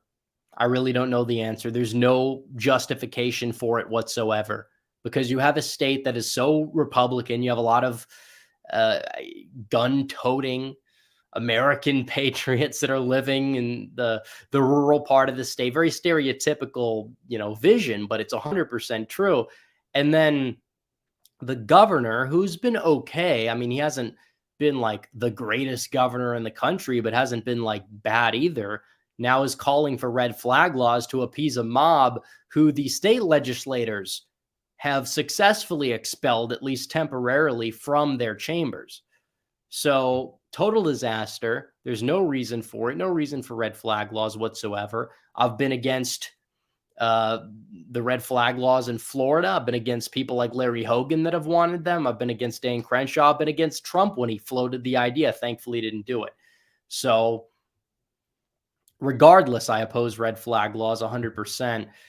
And it's like, there's no reason why you should have them, because they can be abused significantly. They could be abused by the system, by the government. And when the left takes power, they're going to abuse them. I mean, I wouldn't assume the left's going to have power in Tennessee anytime soon, but they are going to likely be abused to say, oh, well, this guy, he liked a meme that was slightly edgy. This guy's racist, he's sexist, he's fat, whatever buzzword they want to throw out at this guy. And then they're going to use that as an ability to lower their social credit score, get them fired from their job, try to take their firearms away. And this is a major problem. Major problem. I will say, if DeSantis actually wants to win this primary, he'd also go after the red flag laws as well, because Florida has them and they're in effect and they need to go. And you could pass whatever concealed carry bill. That's a good thing, by the way. It's good. It's going to have to be good. He's going to have to do things to gain support in the primary, of course. Missed a super chat. I don't believe I missed a super chat. Did I miss a super chat? I think I've got all of them, including both of yours, by the way. Yeah, we should have them all. Unless they were sent before the stream, which doesn't appear like we have any that were. But let's see. Yeah, college is a 64% dropout rate as well. Yeah, I mean, that's another thing, because then you have all these people who shouldn't be going to college that are wasting money, that make college more expensive for everybody, and then they're in college. There's so many reasons why college is more expensive than it needs to be. It's not because, oh, we need to give everybody free college, like the far left will say. It's mainly because of the fact that you have all of this underlying red tape here and there and things that don't need to exist in existence. They're giving all these clubs grants for like a ping pong table. They'll give a club like a $10,000 grant from time to time. And they go to this like bidding center basically at some of these universities, and they try to get as much money for these useless things for their organization. Who knows what that money gets spent on? Probably gets spent on a lot of unsavory things in a lot of unsavory places. But I mean, that's the way it is. And I want to make college more streamlined in a way, in terms of trying to make it more efficient, trying to make sure that people can get the best education possible for the lowest amount of money. That is true. And this is something that conservatives need not shy away from. I mean, the whole like college issue and the cost of college is an issue they've completely ceded to the left. And you can't cede these issues. They want to know why they're losing with younger voters. That might be the next big documentary. It's probably not going to be the next one, because we're going to do the Texas addendum. We're going to probably do one on like the Senate races, who I think Republicans should nominate, whatever. But we also need to do one on the whole Zoomer issue. What is wrong with the Zoomer generation? Because I have a lot to say on a lot of different topics that may not actually be covered in depth on this channel, but they need to be covered in depth on this channel because they're important. And I think there is a market for it here, and there is an interest in the audience. So we'll go for it. Sully Canucks says, Canadian that loves your content. Keep it up. Well, thank you. I guess. I mean, you're Canadian, so it is what it is. I'm just messing around. We like Canadians. Not as much as we like Americans, but we do like Canadians. I'm kidding. Well, I'm actually not kidding, but thank you for the super chat. Oh, wait, that's the wrong one. Lifo Foley says, I want to put Larry Arnn, the president of Hillsdale College, as the Secretary of Education. I don't know much about him, but thank you. And by the way, in terms of the Canadians I like all my fans the same. I'll say that much. I like all my fans the same. Not a big fan of the average Canadian, obviously, because your average Canadian is going to be very liberal. Even your average Canadian so-called conservative is not going to be an actual conservative. And I'm pretty sure our Canadian friend over here who sent the super chat is in 100% agreement with me there. I mean, what they did to the truckers was a total disgrace, a disaster. That's been memory hold. That was like a year ago. Nobody ever talks about it anymore, but it's true.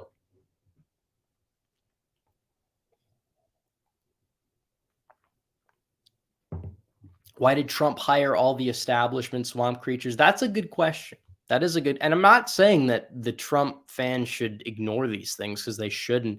But what is true is that he did have to compromise with these people, or so he thought, to get things done as much as possible. Because if he went out there and tried to get all these like grassroots people, which again, there's not that many of them.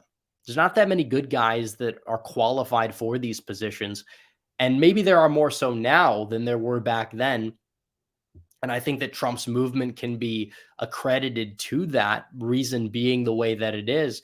But he went out there and he tried to compromise at times, which again bit him in the rear end because he did a little bit too much.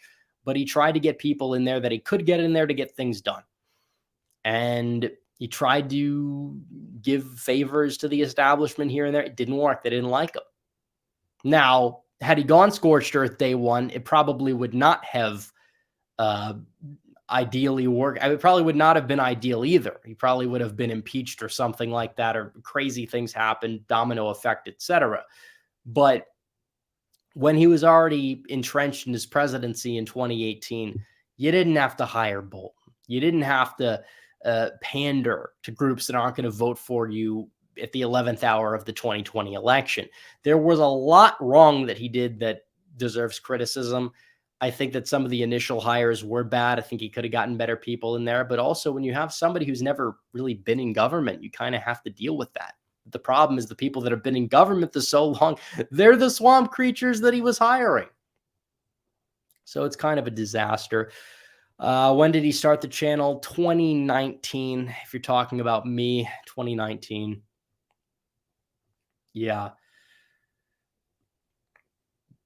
Do I think Trump has a shot at winning the popular vote? Probably not. I think that there's a non-zero chance he could, given the midterms and what happened there. But I mean, that would mean that he's limiting losses in California and doing, about the same, if not better, in Texas, much better in Florida, better in New York, Illinois, the big states. There's a possibility he could improve in all of those. I mean, Texas, maybe not, but I could see him getting the same result because the state party has been a little bit more measured and competent in recent years. And also because of the fact that Biden is just so hated in Texas and he's not well liked in certain places. And if Trump plays his cards right, he could, which I think people are not giving him the benefit of the doubt nearly as much. But like I said, it's true. Trump could have hired RFK Jr. instead of a Pfizer lot. Well, for what position? That's a good question. Maybe he could have.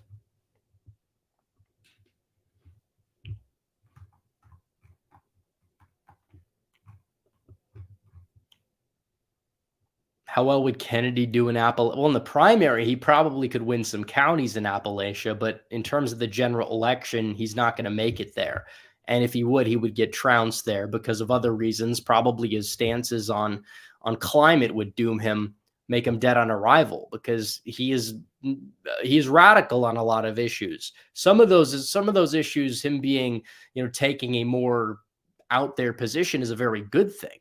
But then when it comes to something like the environment, that's not a good thing. It's not a popular thing. For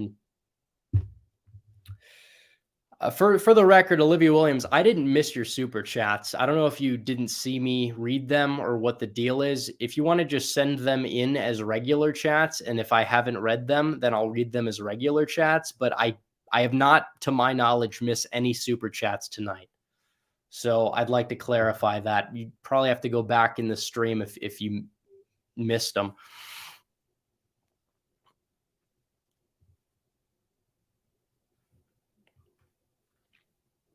Let's see. Larry Elder announces a presidential run. Yeah, we saw that. We covered that. It's not like it's going to make much of a difference. Okay, actually, I did miss it. Okay, I did miss this one. This is true. My bad. DeSantis is in a bind. If he runs, he will get crushed. If he doesn't, he will be seen as a coward and scared off by Trump plus 28 out of public office 2 years. Well, the thing is, him getting destroyed now is more likely than him being completely irrelevant in 2028. And him being completely irrelevant in 2028 is probably not going to happen anyways, because a lot of people will remember him and he could instantly just get out of office and announce his run for presidency. And just like 3 months after, or even just the month of, or like days after he gets out of office, he could announce his run in 2028, back in, 2027, early 2027. Absolutely. So I disagree with that take, honestly, that he can't, like, and I'm not saying that's a take you made, but I disagree with people saying he'll be irrelevant in 2028 because he'll announce his run like the day he leaves office. So I don't think he'd be irrelevant. And if he runs now, he will get crushed. So it's not that much of a bind. I think people getting in his ear and telling him that are just being disingenuous. But other than that, I don't think I covered all other bases of those. I covered the other super chats. All right, here we go. Literally, God says Kanye running for president is to take the black vote away from Dems. In turn, it's helping the GOP win in crucial counties in states like Georgia or Michigan. Well, Kanye, is he even running for president? Because from what I've heard, his campaign is like not currently in operation. And I don't know what difference he's really going to make if he didn't really make that much of a difference last time. I don't know. He's been very controversial, and you just try to like walk back some of those controversies. I don't really know what his appeal base is at this point. Otherwise, like online people. But I don't know. Who knows what's going on with his campaign? I have no idea. I'd like to hear more updates because it's funny. But from what I've heard, like I don't think his campaign's currently in operation, or if he ever had a campaign.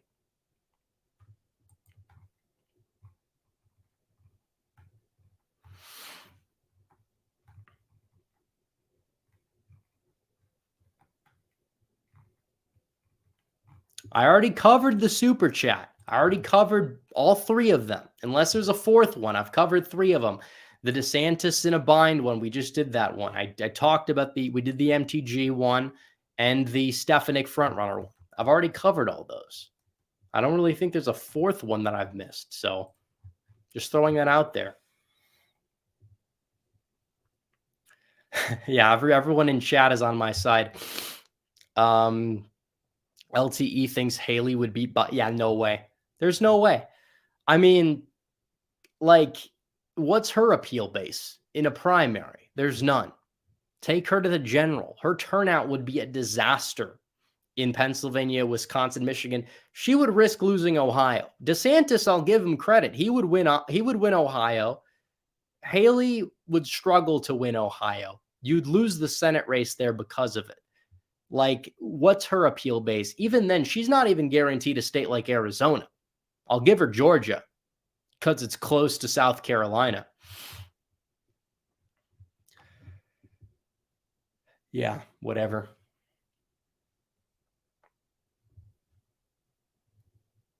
Let's see. LT had Biden winning North Carolina. Yeah, well, I don't care. Listen, everybody was wrong in 2022. I took responsibility because I was wrong in 2022. We already covered why it happened extensively, did a whole documentary about it. 2020, my prediction was one of the most accurate. State-wise, there were a few states off, but the margins within the states were more accurate than pretty much any, I wouldn't say every other person, because there were a couple people who did nail it down to the decimal. There were a couple people, smaller people, whatever. But the major networks or the major channels, whatever you want to say, 2020, our predictions were relatively on point. 2021, our predictions were on point. For the runoffs, for pretty much every election that took place, the primaries, Some of them didn't really make, obviously, predictions for a lot of them. I will say that much. But when it came down to the 2022 midterms, yeah, that was a disaster for literally everybody. And then you had the aftermath of Georgia runoffs. And again, we nailed that prediction.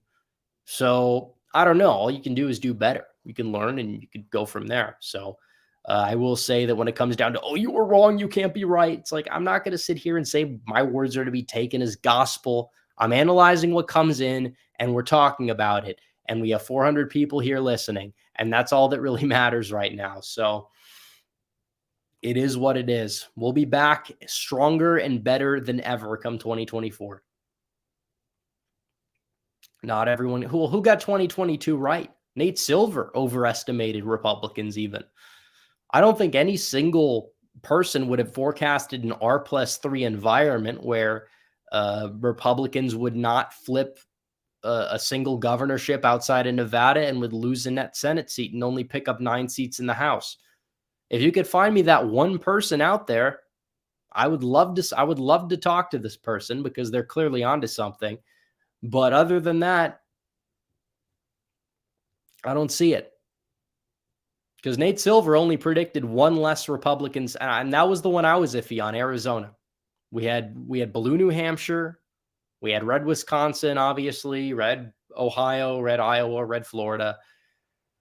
It's cool guy Rice as well. Yeah, and that's the thing. You have people that were like wish casting who might have like had the House prediction right or something like that. Ben Shapiro did. Did he actually? Shapiro had Oz losing.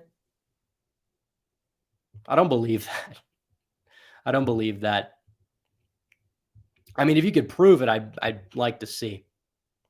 But people that thought that Kari Lake would lose, very few people did, actually, which is very surprising in retrospect, because a lot of people nowadays would be surprised to hear that. But even the people that are criticizing me the most on the right are also the same people that had the same and or worse election predictions for 2022. If anything, I was influenced by them in my judgment, but it's the way it is. I don't even think there were resist libs who got it right, because even then, it's very difficult to think about how you would have that national environment being R+3. And then also, even if you want to say there were Dem wish casters on the Senate, which there probably were some who said, okay, 50-50, 51-49, okay, those are the same people that probably had the national environment being D+1 when I had it as R+3. It was exactly R+3. And then when it came to the governorships, that's a whole nother debacle. But who knows? Real Texan Politics is, speaking of Kari Lake, I saw a picture of her with Caitlyn, air quotes, Jenner. Cringe question mark. I mean, yeah, I don't know. I like Kari Lake. I'm not going to defend every single thing she's done, though. I will say that much. And that's another thing. It is weird to see that, because the one like major celebrity that was the icon, whether chosen or not, to push like the normalization and acceptance or whatever they want to call it of transgenderism in society, was Jenner. That's who it was. It was this individual, Caitlyn, formerly known as Bruce Jenner. That was who was used to push the normalization. That person also tends to LARP as a conservative, even though they're liberal on many fronts and are not really that much of a conservative, and got laughed out of the California gubernatorial race. Nick H. says Rufus Max Nordau, Florida dad, and Sultan Oz and Bill Mitchell have all been melting down recently. Those are all the DeSantoids from Twitter, the more vicious ones that many of whom have dodged debates, by the way. Bill Mitchell, I don't know what happened to him. He was like, you know how they use the term Trump cultist as a pejorative, because anyone who disagrees with them is like in a cult or whatever, the same way the left used the term. If the term applied to anybody during Trump's presidency, it probably would have applied to somebody like Bill Mitchell, who would defend every single thing that Trump did, including gun control, proposals and bump stock bans and all things like that. Like Bill Mitchell was like defending every single thing Trump did. He could do no wrong in Bill Mitchell's eyes. Ironically enough, that's who's supporting DeSantis and is relentlessly attacking Trump 24/7 right now. And as for all these people, I don't even know if some of these people are real people. I think that they could be the same person running multiple accounts, or they're paid troll farms in the case of the Max guy, these other people. Now, the Salt Nas guy, it's ironic because he said the day before the election Mastriano was going to win. And I was like, no, he's not. And he got destroyed. And then these are the same caliber of people that are going to be like, oh, Rep is untrustworthy. It's like, okay, whatever. There's a lot of people that are a part of this troll farm. I will say some people probably are just like regular people that get sucked into it. And other people are like actual paid shills. That I will say.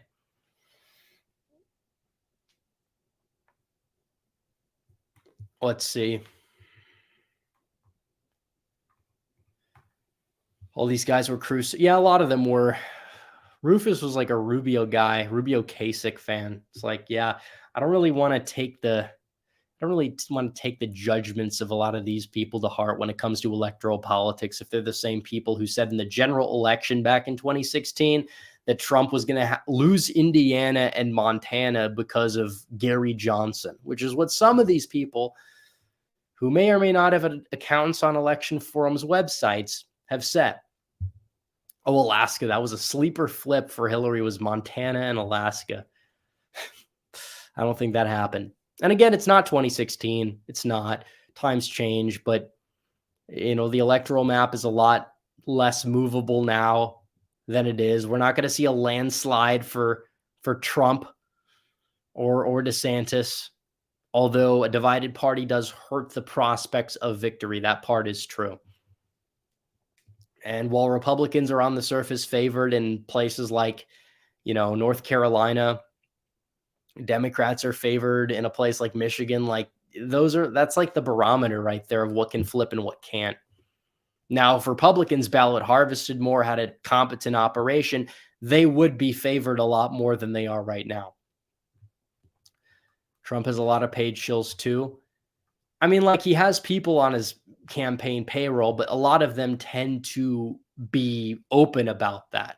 Like they're working on Trump. I'm not working on Trump's campaign. I'm not paid by Trump. I said I would take money if they wanted to give it, but I do criticize Trump probably a little bit too much to get paid, which is the ironic part about it, but it is what it is.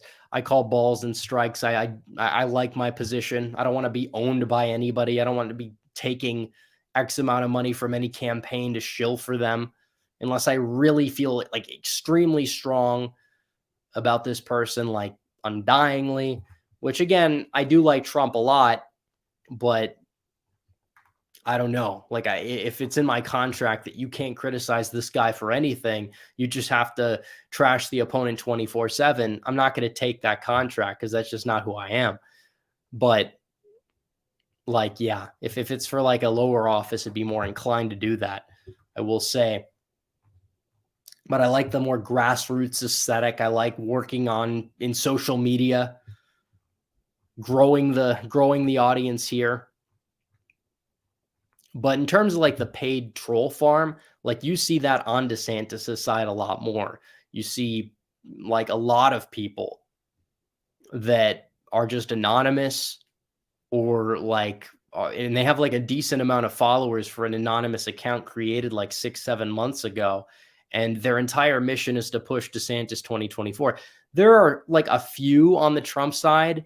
I don't know if they're like actually astroturfed or not, whatever. I'm sure some of them may be, but even then they tend to be more, I'd say there's like a couple that are like the complete inverse of what I'm criticizing. And I don't really like some of those people too. And they don't even like me either. They're like, you're not attacking DeSantis hard enough. And it's like, whatever, doesn't matter. If that's your opinion, it's like, yeah, who are you exactly gonna try to move to your side if you're gonna be as insufferable as the opposition, who is extremely insufferable? But that's beside the point. Nick H says, should Trump seriously target Michigan? It's not the first priority. If the campaign is going well enough to the point where you can like use resources, build an operation there, try to like go for it, then yeah, I'm not saying he can't rally there from time to time, but is it priority number one? Probably not, given the midterms, among other things like the state party being completely gutted. It's non-existent. Wisconsin, there's still hope there. The Supreme Court election was not a positive, but it doesn't mean it's over. And then Pennsylvania, the midterms don't mean it's over. Republicans have struggled in Pennsylvania at midterm years. Every midterm year going back to 2010, they've struggled. 2014, they struggled. The incumbent didn't even do that much better than Mastriano. I mean, granted, his approval rating was like Bush 09 levels, but still. Sam Madsen says, how did Oz tweeting a strong support for gay marriage in September work out for him? Not at all. If he tweeted against it, he probably would have done better. Probably would have done even better. Given the fact, I mean, like, obviously, Pennsylvania, it's an issue where it's underwater, but still those voters that were like most skeptical of Oz on the right probably tend to be the voters who also oppose gay marriage. So yeah, about that.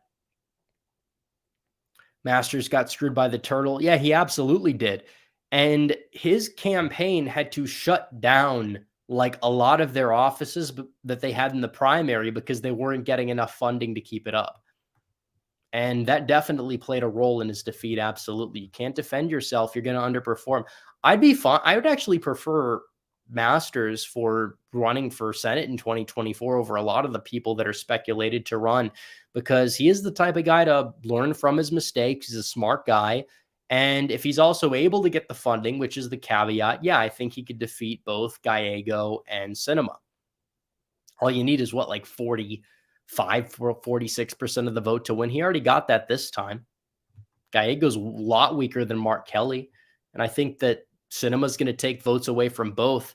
So yeah, I'd be completely fine with him being the nominee. You're probably not going to see people like Lesko jump in or Yee jump in for one reason or another. But yeah, absolutely. 2024, give me Masters. He would be my choice because he can win, and the viable options that are going to run are not really all that more eluctable than him. And don't tell me that KTR belongs on that list, Karen Taylor Robeson. That's the pick if you want Trump supporters to vote for Kirsten Sinema. That's who you'd nominate. Be an utter disaster. You'd be better off with Lake, actually, come to think about it. Even given some recent statements, divisive, post-election, whatever you want to say, oh, she's changing her brand, because that's the argument against her now. Her brand is like grifty because she talks about how she feels as if she got shafted, whatever. And it's like, well, if she's going to be running a Senate campaign, she's going to have to focus on the issues, obviously, but I don't think she'd like get decimated. But like, yeah, you'd have to focus on like the national issues the average Arizonan cares about. She has burned a lot of bridges that Masters hasn't burned, although she does have more of like a strong personality following and is more rhetorically talented. I would prefer Masters, though. I will say that I prefer Masters. But if it's Lake or Robeson, yeah, I'd still go with Lake. No regrets there, absolutely. Robeson is a disaster. She could have a whole documentary on herself and how much of a disaster that she is. Nick H says, I think Nevada's Trump's most likely flip. I agree. I mean, Wisconsin, maybe you could consider. I think Wisconsin and Nevada are about the same, and then Pennsylvania would probably be that flip out there. Do I like Lamb? I do think he's interesting. I don't think he's like everyone on like the neocon side is like, oh, he's another stop the steal kind of guy. And it's like, I mean, you're looking at him and like, I looked at his Twitter. It's completely gutted from what it was before, which is interesting. And he focuses a lot on like immigration, which is good.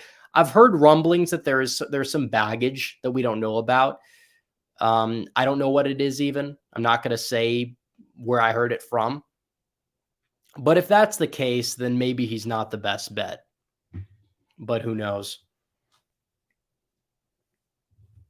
I will say that Republicans really need to change how they view the election system, avoid the divisive primaries, and they'll win. That's it. That's all it comes down to. Avoid the primary disasters that happened in 2022, and also utilize early and mail-ins as much as possible if they are, obviously, if the left is doing it. If you operate under the blue state election laws and you're not ballot harvesting, you're going to lose if the left is doing it. Obviously, legally, of course, you're going to have to. But that should be enough if you're going to be losing these close, tight races. Like, yeah, they'll put you over the top. You got to beat them at their own game. So we've gone on for over 2 hours. This is actually longer than I thought we would. And I probably do have the energy to go on for longer, but it's 12:20 on the East Coast. So I think we're going to end it. We're going to wrap it up. Thank you guys for tuning in, by the way. Before you go, make sure you like the stream. Make sure you subscribe to the channel. If you are subscribed, hit the bell so you don't miss another video or stream. And I will see you all in the next one. Red Eagle out.